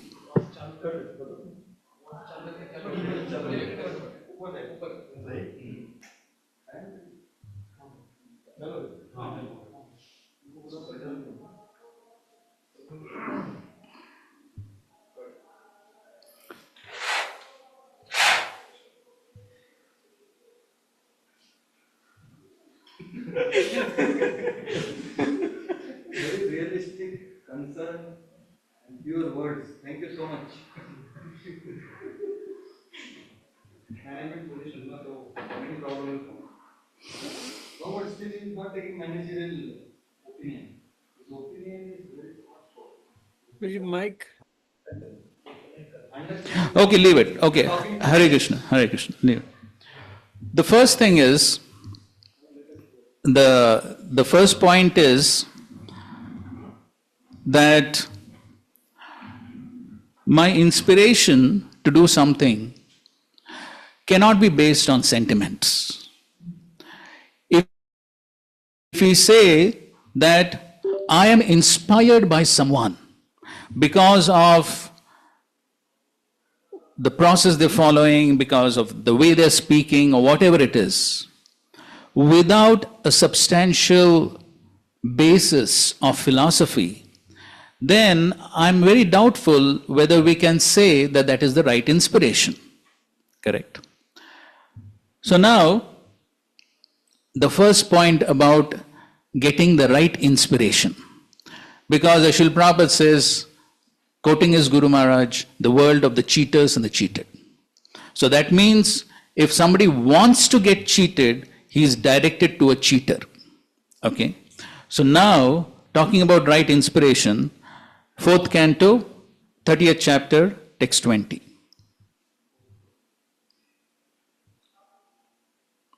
पण मला भगवद्गीता देतो का रे?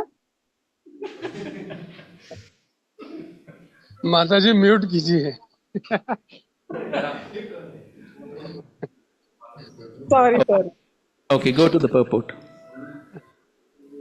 Okay, so in the translation itself, Hare Krishna, in the translation itself, always engaging in the activities of devotional service, devotees feel ever increasingly fresh and new in all the activities. The all-knower, the super soul within the heart of the devotee makes everything increasingly fresh. Okay, now go to the purport. A devotee is inspired by the super soul within the heart to advance in devotional service in a variety of ways. The inspiration comes from super soul. Okay. So therefore, the inspiration for one to leave a bona fide organization and go somewhere, how can it come from the super soul? So let me complete and then you can refute or whatever you want to do. So therefore, if inspiration is based on something external, then how can it be from the super soul? How can the super soul, who is the best well-wishing friend of a living entity, ever direct someone towards or towards a process which is not bona fide? So that means that inspiration is not based on an inspiration coming from Guru, Sadhu or Shastra. It is based on sentiment then. That is the first point. Go ahead. So further down, the devotee does not feel, where is that? So then you said that they're not feeling inspiration because things are sort of stereotyped, hackneyed or whatever you may say. Now see that, what Prabhupada is writing. The devotee does not feel hackneyed or stereotyped, nor does he feel that he's in a stagnant position. Very clear. The devotee does not feel it. Even if he is hearing the same lecture every day, the same Mahamantra every day, the same Mangalarti every day, he will not feel hackneyed or stereotyped. Not that there has to be something very out of the world experience, something very dramatic and magical, then there will be inspiration. That is not pure devotional service. Pure devotional service means one may be hearing the same thing every day, day in and day out, but yet he will feel inspiration. Why? In the material world, one engages in chanting a material name, he'll feel tired of chanting a few times. However, one can chant Hare Krishna Mahamantra all day and night and never feel tired. Okay, that's about chanting. He will feel new and fresh. So, further down, there is really nothing uninspiring for a highly advanced devotee. Okay? Why? Because the Lord is situated in everyone's heart and He helps the living entity. Go down. So the living entity forgets and remembers by the grace of the Lord. Now again the point. By the grace of the Lord, the devotee gets inspiration. Inspiration comes by the grace of the Lord. The super soul gives inspiration. And therefore, further down, then is quoting Tesham Satyuktanam. Okay? And therefore, as stated, Kusha Kalmanam, those engaged in auspicious activities and devotional service guided by the super soul, described in this verses, one knows everything. Super soul gives instructions to the sincere, unalloyed devotee on how he can progress more and more in approaching the Supreme Personality of Godhead.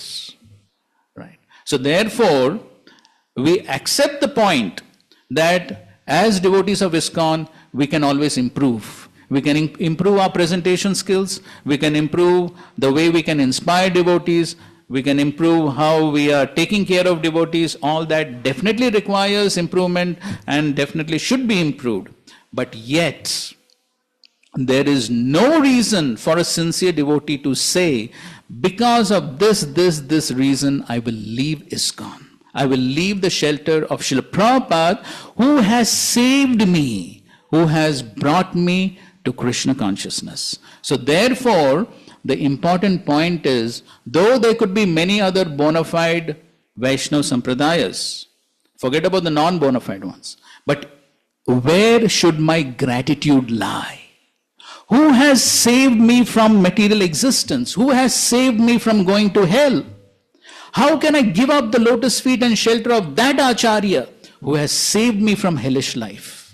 How will the Lord ever be pleased if I give up the shelter of that Acharya who has saved me? So, we are not saying that others are not bona fide, as long as they're in the four Vaishnava Sampradayas. But if Srila Prabhupada and the devotees of ISKCON have saved me, how can I give up my gratitude towards them and my service towards them? And therefore, now go to the next. 10th canto, 2nd chapter, text 31.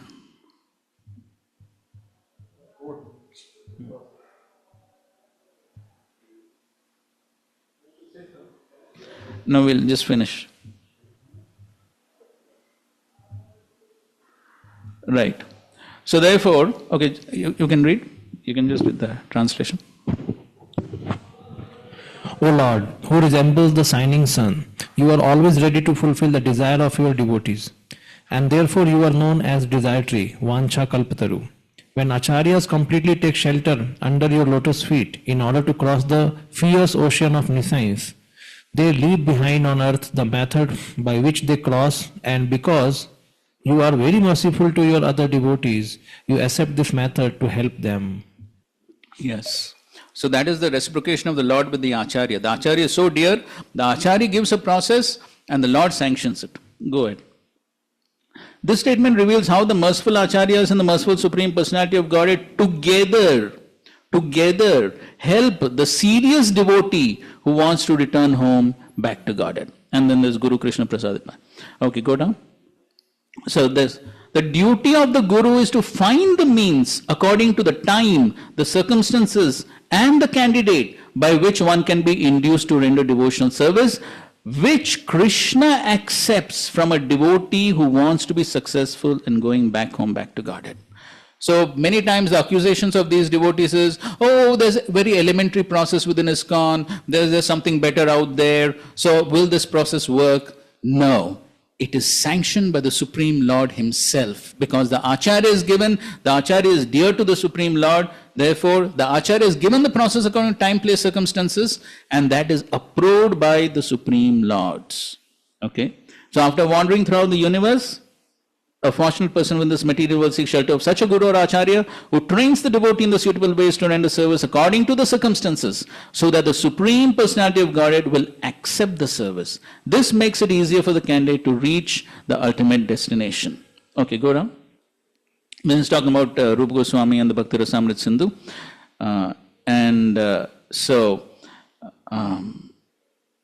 Yes, thus it is the duty of the Acharya to publish books. Because in the Western countries constant chanting is not possible, one should not artificially imitate Haridas Thakur, but should follow this method. What is the method? He has mentioned it previously. Thus the devotees have been advised to refrain from 4 sinful activities and to chant 16 rounds a day. These are bona fide instructions. And because in the Western countries, and the method prescribed in the various books and literatures published by the authorities, the Acharya, Krishna will accept a devotee, before that, Krishna will accept a devotee who strictly follows the regulative principles and the method prescribed in the various books and literatures published by the authorities. The Acharya gives the suitable method for crossing the ocean of nations by accepting the boat of the Lord's lotus feet. And if this method is strictly followed, the followers will ultimately reach the destination by the grace of the Lord. This method is called the Acharya Sampradaya, and then Sampradaya Vena. So, that is the relationship between the Acharya and the Supreme Lord. And therefore, yesterday we were giving another quote. We can show it once again. That is Chaitanya Charitamrita, Madhya Leela, 19th chapter, text 157.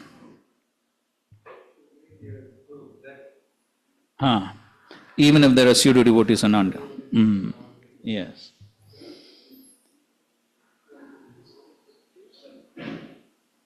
Okay, go ahead. Yes. So, if somebody is leaving the bona fide guru, initiated devotees, initiated by bona fide guru, and they're going somewhere else, they don't understand what a big offense it is. It is such a big offense to leave one's bona fide guru and go somewhere else. You can give millions of reasons, no inspiration, this, that, you can give any number of reasons, but that offense to the Vaishnava Guru will never be tolerated by Krishna. So, this is what now here Mahaprabhu is talking about, the mad elephant offense. So, in fact, we can read this whole purport. You can read. Purport? Yes. While the bhakti creeper is growing, the devotee must protect it by fencing it all around. The neophyte devotee must be protected by being surrounded by pure devotees. In this way, he will not give the maddened elephant a chance to uproot his bhakti creeper. When one associates with non-devotees, the maddened elephant is set loose. Sri Chaitanya Mahaprabhu has said, Asat Sangha Tyagi Yai Vaishnava Achar. The first business of a Vaishnava is to give up the company of non-devotees. A so-called mature devotee, however, commits a great offense by giving up the company of pure devotees. So the point is, who gives up the company? The so-called mature devotee. That means if somebody is giving up, that means he is not sufficiently mature. Otherwise, see, within our society, there are devotees even now who have gone through such difficulties and such challenges, unimaginable, but yet they stuck. Why? Because they knew this is what Srila Prabhupada wanted. Go ahead. The human being is a social animal, and if one gives up the society of pure devotees, he must associate with non-devotees, asat sangha.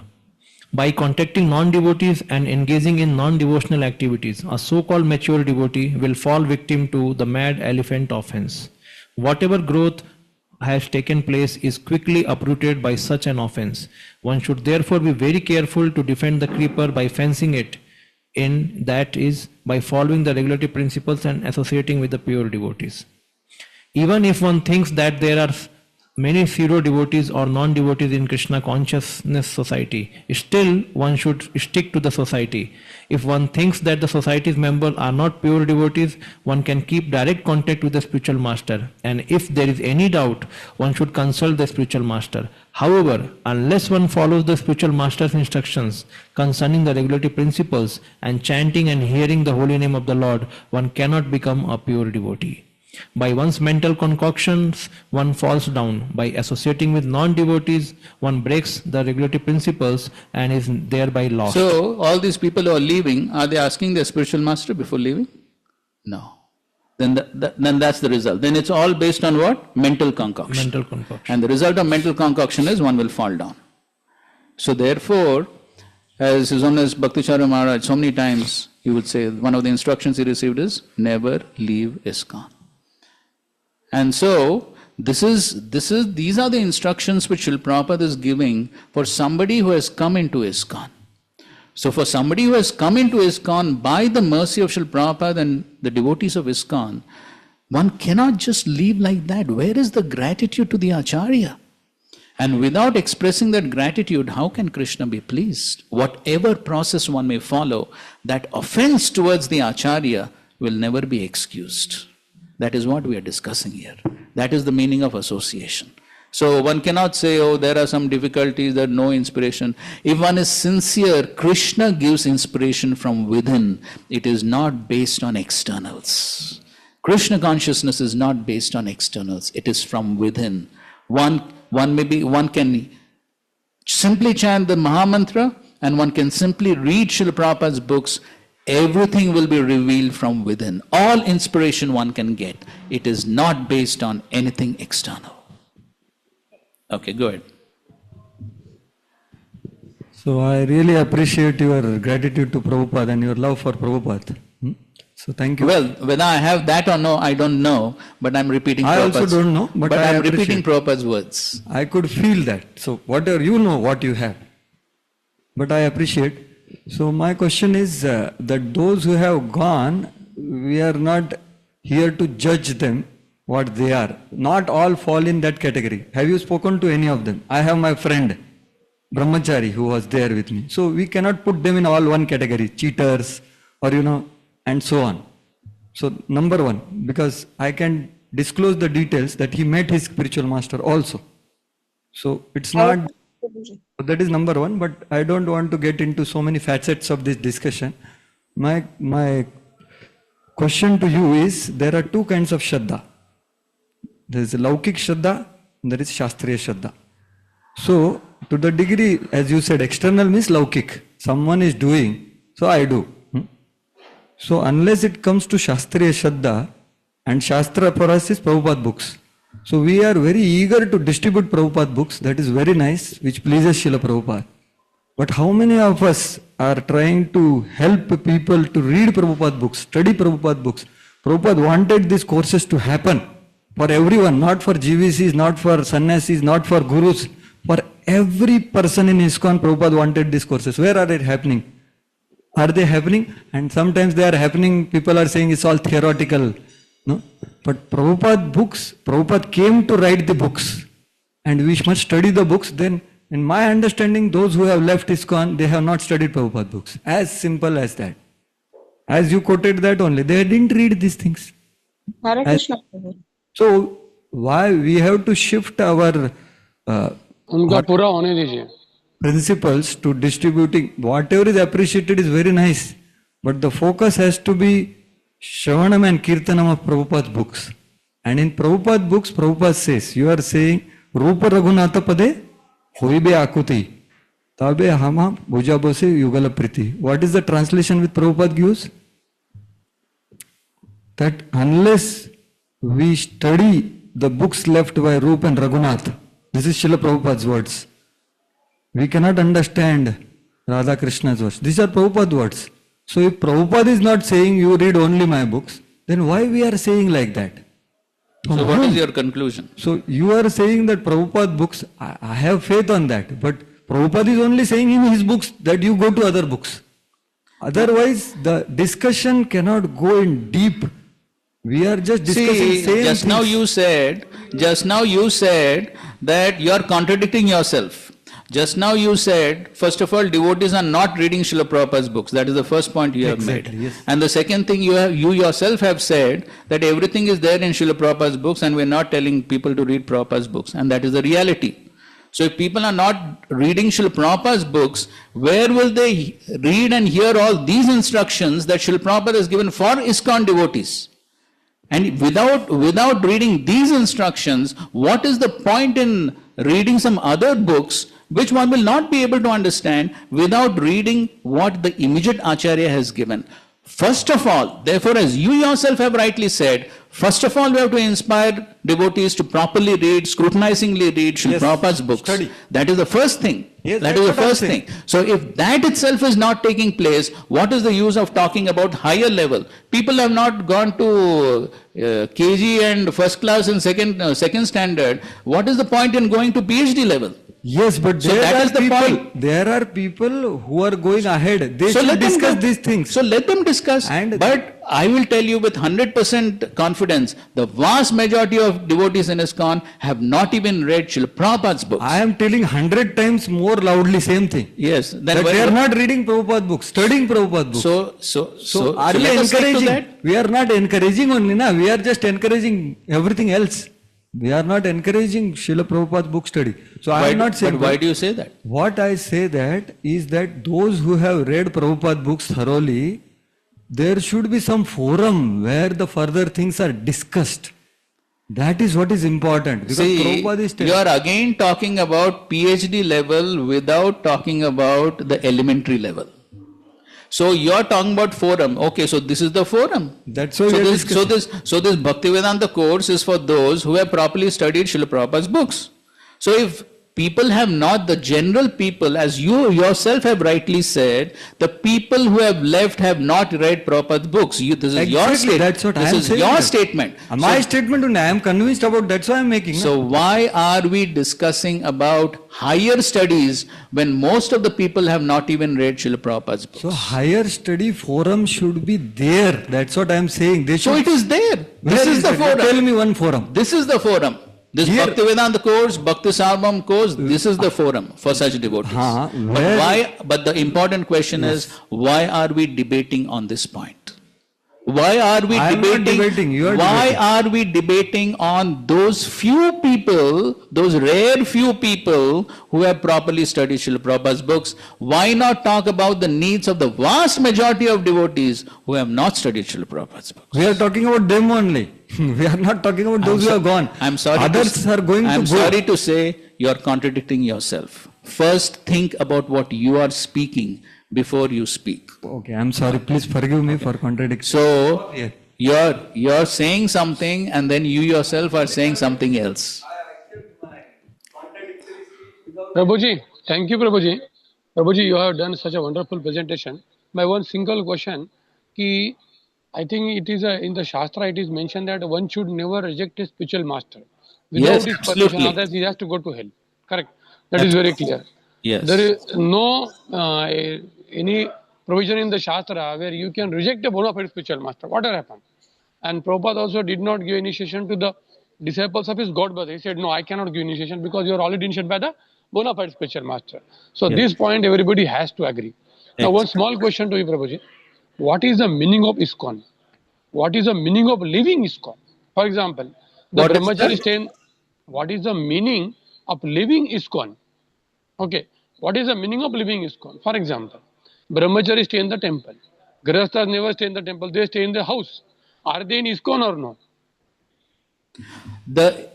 As long as if one has been initiated by a bona fide spiritual master and following the instructions of the spiritual master within ISKCON, then he's a part of ISKCON. Wonderful.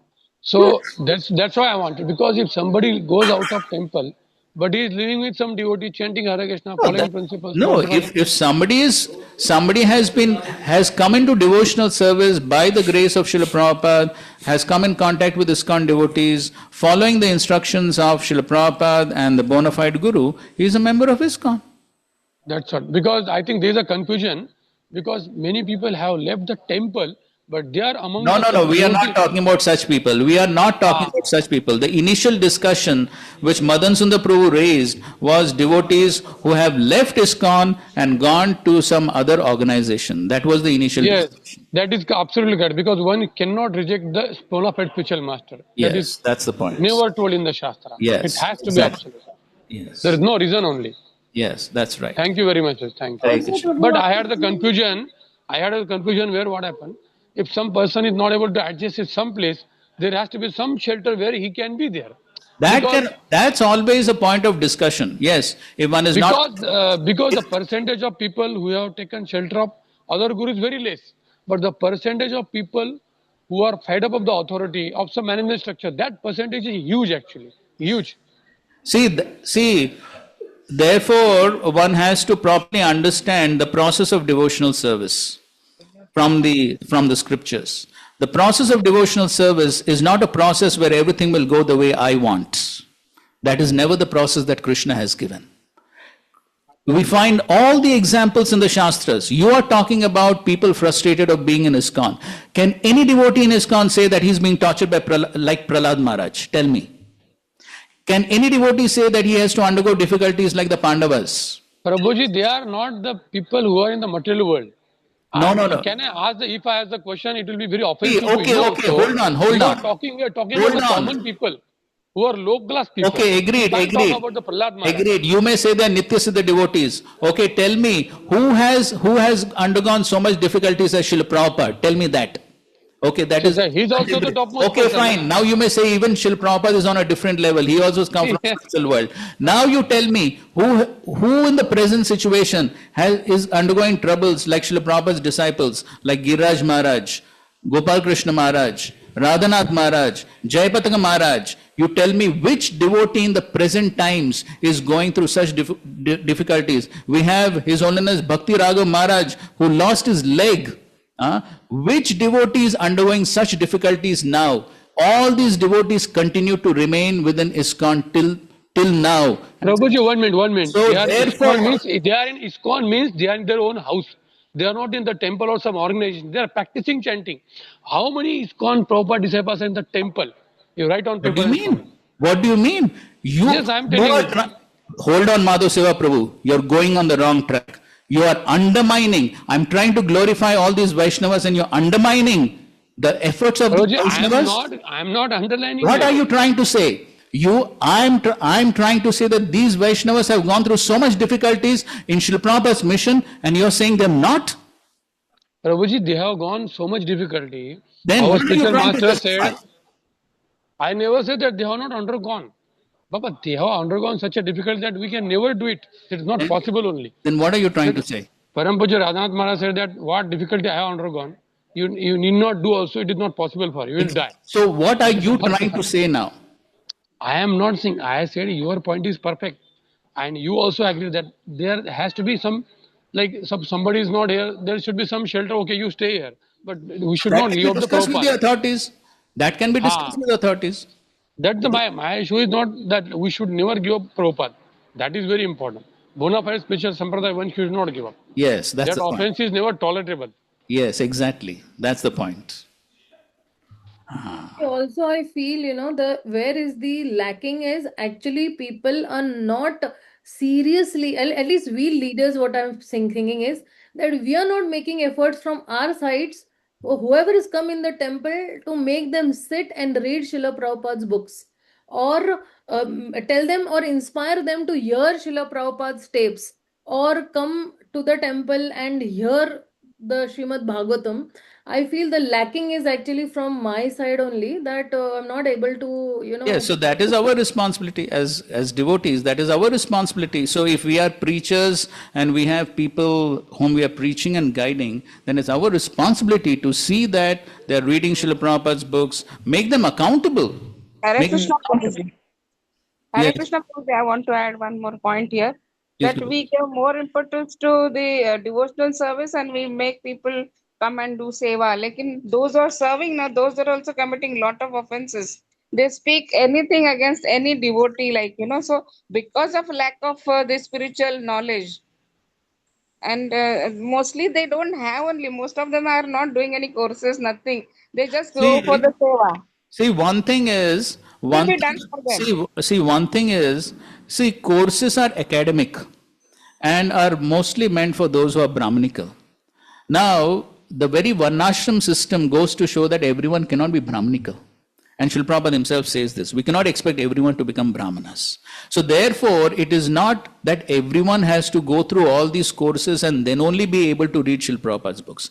As preachers, as leaders, or whoever we are in whatever capacity, it's our duty to create forums where people read Srila Prabhupada's books. Not necessarily it has to be a course, it's not necessary that they have to give exams. People get frightened of exams, all right?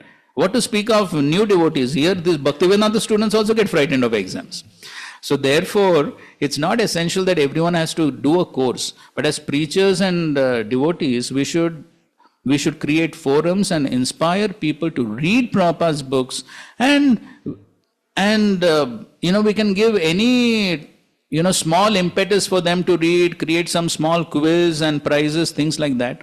So, but we can, the important point is educating devotees about this knowledge. That is very important. That is very important. So therefore, that is our duty as senior devotees, to make sure that people are at least reading Srila Prabhupada's books, and there is some discussion, discussion on how to apply all those things. That is our duty, irrespective of whether they undergo some course or not. Hare Krishna, Prabhu. Mataji, is that all right? Yes, Prabhuji, and that efforts we are doing right now, because Monday to Friday we are taking reading every one and a half hour every day we are reading with my count. We are doing that because at least they come to know what is written in the Shastras and what we have to apply. Thank you so much, Prabhuji, for that. Thank you very much. Hare Krishna. Somebody else was trying to speak. Hare Krishna, Prabhuji. Yes. Prabhuji, if we can write down the points, like what makes person live ISKCON, and address it properly, like then it may solve the issues. Maybe it may be sometimes silly also, or sometimes. Yes. So therefore, we have guides, mentors, counselors. So what are they there? They are there for that purpose. Maybe expecting everything from one person. So that is the purpose of all these, all the leaders and managers, and there's so many devotees who are there to give guidance. Only thing is, we should have that open heart to seek guidance and take guidance. As we just read the purport, if we ourselves are sincere, Krishna from within will 100% help. There's no doubt about it. All right. Okay, fine. So, Prabhuji, I want to ask one small question. Okay. Prabhuji, like if we see this initiation is compared to like river Ganges, like you can drink water from Ganges in Calcutta or Gangotri. The Ganges river is the same Ganges, right? So it is compared to initiation also, bona fide initiation or not? It is there, no, Shastra. So similarly, Prabhupada has given initiation to his disciples, and suppose one XYZ disciple of Prabhupada has given initiation to one more devotee, and he has left his body. So what we do is, we take in, suppose he has to take two initiations. For example, first initiation he has taken, and second initiation, Brahman initiation, he has to take, but his guru is not there. So he will take from some other guru in ISKCON, like that, right? Correct. So why don't we apply the same philosophy in if somebody is taking in Gaudiya Math, because his guru is not present? If we see in the broader perspective, then Gaudiya Math is also like, it is coming from Bhaktivedanta Thakur. It is not like it is some other non-bona fide or something. So is there something wrong in that taking from Gaudiya Math after taking first initiation? Okay. Brahman initiation? Okay, there are 2 points here. The first point is, has Srila Prabhupada authorized it? That is the first point. Okay. I can tell you one pastime to illustrate this. This was during the final days of Srila Prabhupada. This pastime is told by His Holiness Bhaktivedanta Swami Maharaj, and it's on record. There's no hiding there. So it was clear that Srila Prabhupada would be very soon leaving his body, and they knew that they had to perform the Samadhi rites. But of course, till that point of time, no ISKCON devotees have any experience of doing that. And so it was a point of concern. And so at that time, Bhaktivedanta Maharaj was the personal servant of Srila Prabhupada. And His Holiness Tamal Krishna Maharaj told Bhaktivedanta Maharaj one day, go to Narayan Maharaj. If you know who's Narayan Maharaj is the disciple of Sridhar Maharaj, right? And Sridhar Maharaj is the disciple of Srila Bhakti Siddhanta Saraswati Thakur. So basically that's the Gaudiya Math lineage. And so on the instruction of Tamal Krishna Maharaj, Bhaktivedanta Maharaj one day went to Narayan Maharaj to get information about how to perform Samadhi rites. And in the meantime, Srila Prabhupada understood that his servant is missing. He's gone somewhere. And Srila Prabhupada is too sharp. Immediately he had some doubts. So as soon as Bhakti Maharaj came back to the temple, came to Srila Prabhupada, the first question Srila Prabhupada asked him, where have you been? Now Bhakti Maharaj was a very difficult situation for him. So first of all, to tell that, no, I went to find out about your samadhi, that itself was, very uncomfortable. And then the second thing, to tell that I've gone to Narayan Maharaj, that was even more uncomfortable. And so he was hesitating, but Prabhupada was demanding, where have you been? And so finally, of course, he had to tell. His Holiness Tamal Krishna Maharaj told me to go and find out from Narayan Maharaj. And as soon as Srila Prabhupada heard it, he was so angry, he was so upset. And he said, who told you to go? And then he expressed his concern. If you go to someone else and they tell you one word different from what I have spoken, you will be confused. And that was Srila Prabhupada's great concern. And therefore, in his lectures, purports, everywhere, he expresses this concern. Therefore, he didn't want ISKCON devotees to go anywhere else. And so therefore, you can say that yes, Gaudiya Mata also is within the same fold and things like that, but this is not what has been authorized by Srila Prabhupada. This is one point. The second point is, which Srila Prabhupada has written, I don't know, I'll try to remember the reference. This comes in the Chaitanya Charitamrita, Adi Leela, 12th chapter, 8th verse, if I'm not mistaken. So where Srila Prabhupada says that because the members of the Gaudiya Mat have not followed the instructions of their spiritual master, they have become asar. That means they have lost their spiritual potency. So therefore, there is no question of ISKCON devotees taking initiations from Gaudiya Mat and thinking that is bona fide. That is correct? The reference is correct? Yes. We'll just finish. So I think that was Shuddhachitra Prabhu, right?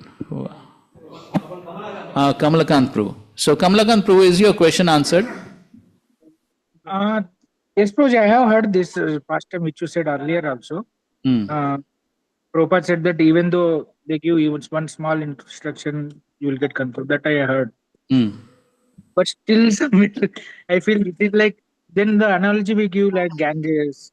No, see, you keep the analogy aside now. You come to reality. You cannot just take an analogy and say that in practical life you have to stick to the analogy. Analogy is there to explain a siddhanta, but you see the practical reality, no? And the instructions which Srila Prabhupada is given, that you have to take into consideration. Analogy always has some limitations. All right? Okay, fine. This, you told about this incident of Bhakti Charu Maharaj. So he went to learn something, the procedure. So now Prabhupada was not happy when he went to Gaudiya Mat. So now there is one quote of Prabhupada where he says, you can learn management from Ramakrishna Mission. You go and learn management. Now Ramakrishna Mission is worse than Gaudiya Mat, but there you go and learn management. So this was also part of procedure where he is not going to take inspiration, Bhakti Charu Maharaj. So then how this appears to be contradictory? Yes, because the Ramakrishna Mission has nothing to do with devotional service, therefore it is safe. Because there is no question of a devotee going there and ever thinking of getting some inspiration or whatever. He knows he has to learn some techniques and come back. Just like somebody may go to someone and learn how to make rasgullas, learn the procedure and come back. Even a materialistic person, I'm saying. But he's never going to get inspiration from there. So that is the situation with Ramakrishna Mission. But the Gaudiya Mat is a very dicey situation because as this Kamalakant Prabhu is asking the same question, that is the problem. So go to Gaudiya Mat, there is always a potential of taking some inspiration because one may always think, oh, they are also same family, same this. So there's always a potential. And how many of our ISKCON devotees have gone there because of this? Because they feel there's no problem. That is a Prabhupada invited many times his god brothers to come and then preach. So he also wanted to involve them. Then if Prabhupada was so wary that they might tell any word also, then why he was inviting many of his god He brothers? was trying to invite them and become a part of ISKCON. That was his intention. Because he wanted to bring everyone under the same umbrella. But once it became clear that they have become envious and they are speaking against him, then Srila Prabhupada gave instruction to his disciples, don't associate with them. Even if they come to ISKCON, they cannot speak. These are instructions which Srila Prabhupada has given. They are given an IDC course actually. They can come, stay, take prasad, but they can't speak. Yes, exactly. This was Prabhupada's instruction. In fact, that is instruction for anyone outside ISKCON. They can come, they can stay, we can give them prasadam, but they cannot speak. Because speaking means association. These are Speaking on the Vyasasana or speaking to anybody. Yes, means giving a public class. Giving a public class where people will be inspired. That is not allowed. Prabhupada's instructions are very clear. So initially, yes, initially he tried to invite them, bring them under ISKCON. But once they started speaking against ISKCON, and in fact in Nectar of Instruction, 6th verse, Prabhupada has openly criticized his god brothers. You can read. Prabhupada has openly criticized them. So not afterwards. That was initially. Hare Krishna Prabhuji, one question online. Just 1 second, Arjun Ishwar Prabhu is saying something and then... 2024, when we had Mayapur Yatra, we had gone there. So before the Yatra, there was some festival of Gaudiya Vaishnav, all the, like Jayapataka Maharaj has also called many of the... Oh, this was Srila Bhaktisiddhanta Thakur's 150th birth anniversary. Yeah. Yes. So even it is, I heard from many Vaishnavas there, they were saying ki even till date, Gaudiya Acharya, about whosoever is there, they don't accept Prabhupada as Acharya. They just consider him as a normal Vaishnava. He just went there and he preached. So this concept has not even gone inside. Ki Prabhupada was Acharya. Yes, that's correct. That's correct. Yes. Hare Krishna Prabhuji. No, see, that's a different, when all ISKCON devotees, it's an ISKCON program, they come, then they will speak something. Yes, and that's no, we have no problem with that. Okay, fine. Okay, one last comment somebody is saying online. Yes, sir. Prabhuji, Hare Krishna. Prabhuji, when we say that we emphasize that ISKCON is the best and we are the only best institute. Well, we didn't say that. We didn't say that. First place, we didn't say we are the best. We didn't say that. Okay, you go ahead with your question, but your opening statement is wrong. No, Prabhuji, I'm just not yet completed. No, is it something wrong to say that ISKCON is, to feel actually that it is one of the best institute, the best goal? As it is, we know that our goal, Chaitanya Mahaprabhu wants us to go back home, go look, that Madhurya Ras is the ultimate thing which Chaitanya Mahaprabhu wants us to have. And the systems and the training are so nice in ISKCON compared to majority, almost most of the institutes. So if a ISKCON member thinks that if he thinks that we are the best one, is there something wrong in that feeling? For an ISKCON devotee for an ISKCON devotee to feel proud of what ISKCON is offering is a must. Yes, and it's natural. Because if he feels like that, then he will feel grateful for what has been offered. And yet, at the same time, we don't have to minimize the other bona fide Vaishnava Sampradayas, because every jiva has their own relationship with the Supreme Lord, and then accordingly they will be directed. So from a personal perspective, and also from a philosophical perspective, we can say that yes, Shri Chaitanya Mahaprabhu has offered the topmost. Yes, that is Madhurya Prem. So that we all accept. So, and then an ISKCON devotee definitely should feel very honored and blessed and fortunate to have come under the fold of ISKCON and Shri Chaitanya Mahaprabhu. So that is a must for every ISKCON devotee. If an ISKCON devotee does not feel like that, there's a problem. Then there's a potential of leaving. Sometimes while discussing in inappropriate forums or time, place, circumstances, we may present it in a proper way, Otherwise, majoritarily there is nothing wrong in thinking and feeling and expressing it to also people, because that Yes. is what is the truth. Yes. And so definitely Yes. amongst ISKCON devotees, definitely we should present these things. And amongst ISKCON devotees, definitely we should present how Sri Chaitanya Mahaprabhu has given us the topmost, the Madhurya Prem. For ISKCON devotees, we definitely need to present it so that we feel very honored and fortunate that we have come in contact with ISKCON, and how ISKCON is offering a most bona fide process, offering the topmost goal of Madhurya Prem. This is definitely what ISKCON devotees should know. And we should definitely educate ISKCON devotees about these things. One Thank point. you. Thank you very much. Also, about the deviation part, that going and hearing. So recently, the last plane crash that we had yesterday. So there was a deviation actually. 1 degree or 2 degrees ka deviation hota hai, and plane went and actually crashed. So Yes. even with us also, it will be like that. Only that 1 degree ka bhi deviation hoga, so our also bhakti will crash somehow or the other. Yes, that's correct. Yes. So therefore, Srila Prabhupada was so concerned, and he kept hammering, don't concoct, don't act, don't subtract, everything as it is. Srila Prabhupada was so concerned about all these things. Okay. I think so now we have deviated from... So some Prabhupada statement. I contradict myself. One last comment, Prabhu. Okay, last comment. Then for today. Yeah, Prabhu,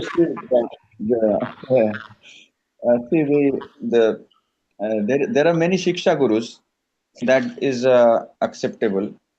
Diksha Guru is one. We don't leave Prabhupada, but Shiksha Gurus can be many, such as some sannyasis go and speak with local Babajis out there, and they learn from them.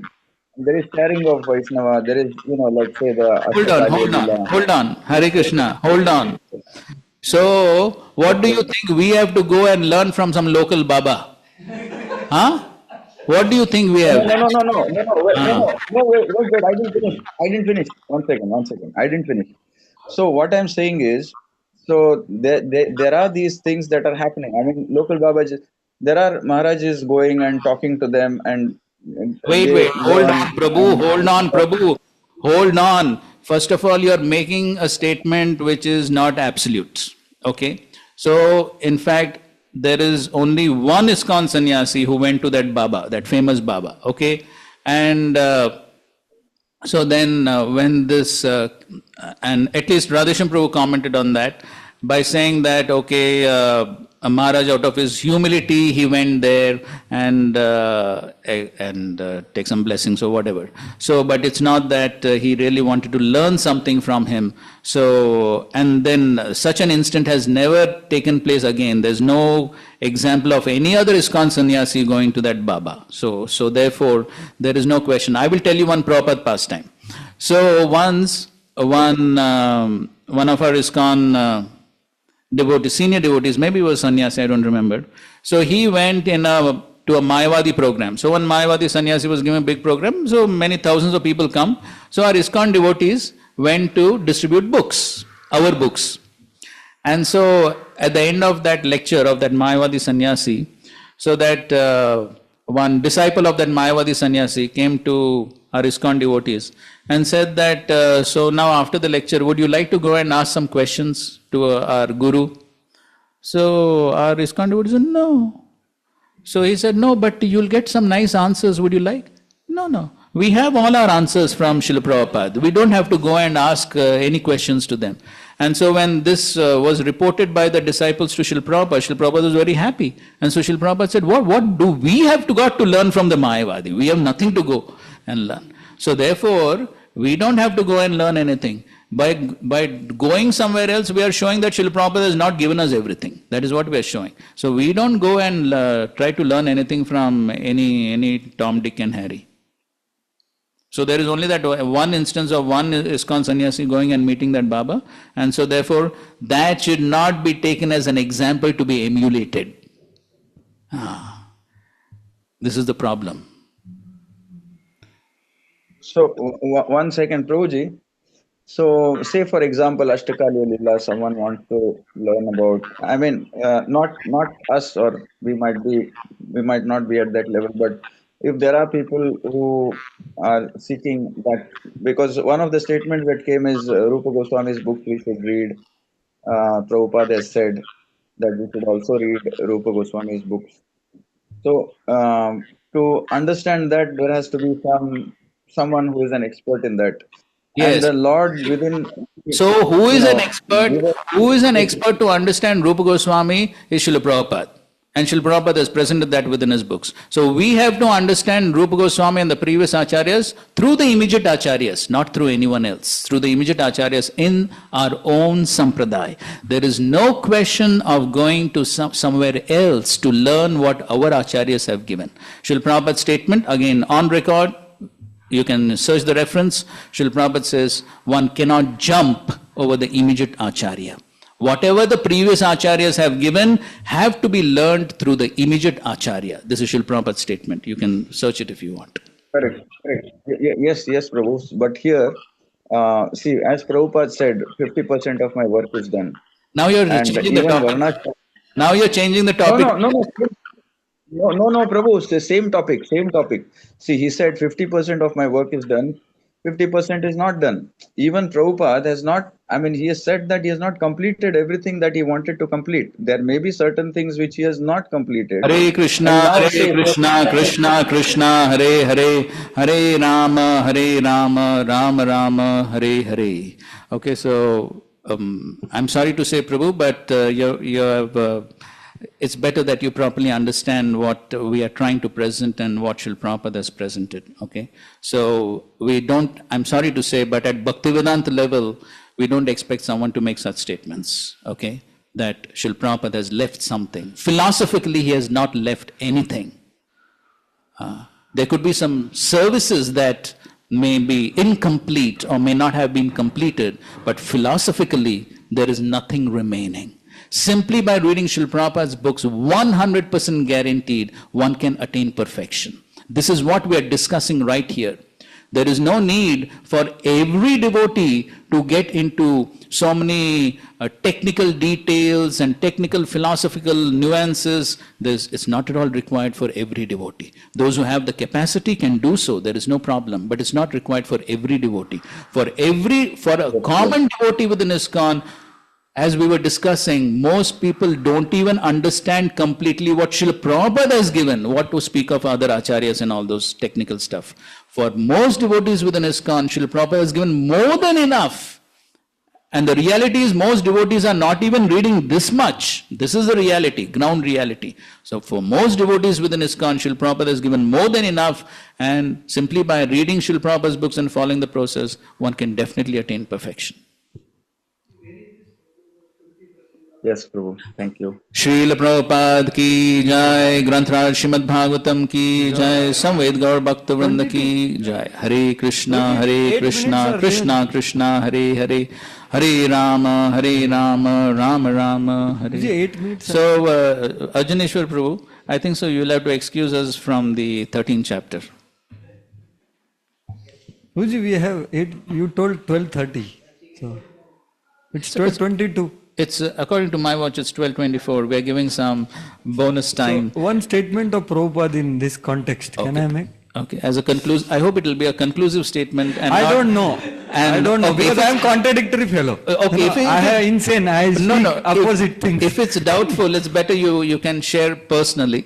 And so that will be more safe. Okay, so no, conclusive. Officially, yeah, it is conclusive in no. Officially, we have ended the class. Okay, yes, officially we ended the class. Those who you want to discuss, most welcome. Yeah, I want to share with you. You will so for that, you can please keep the mic aside, and then you can share. Okay.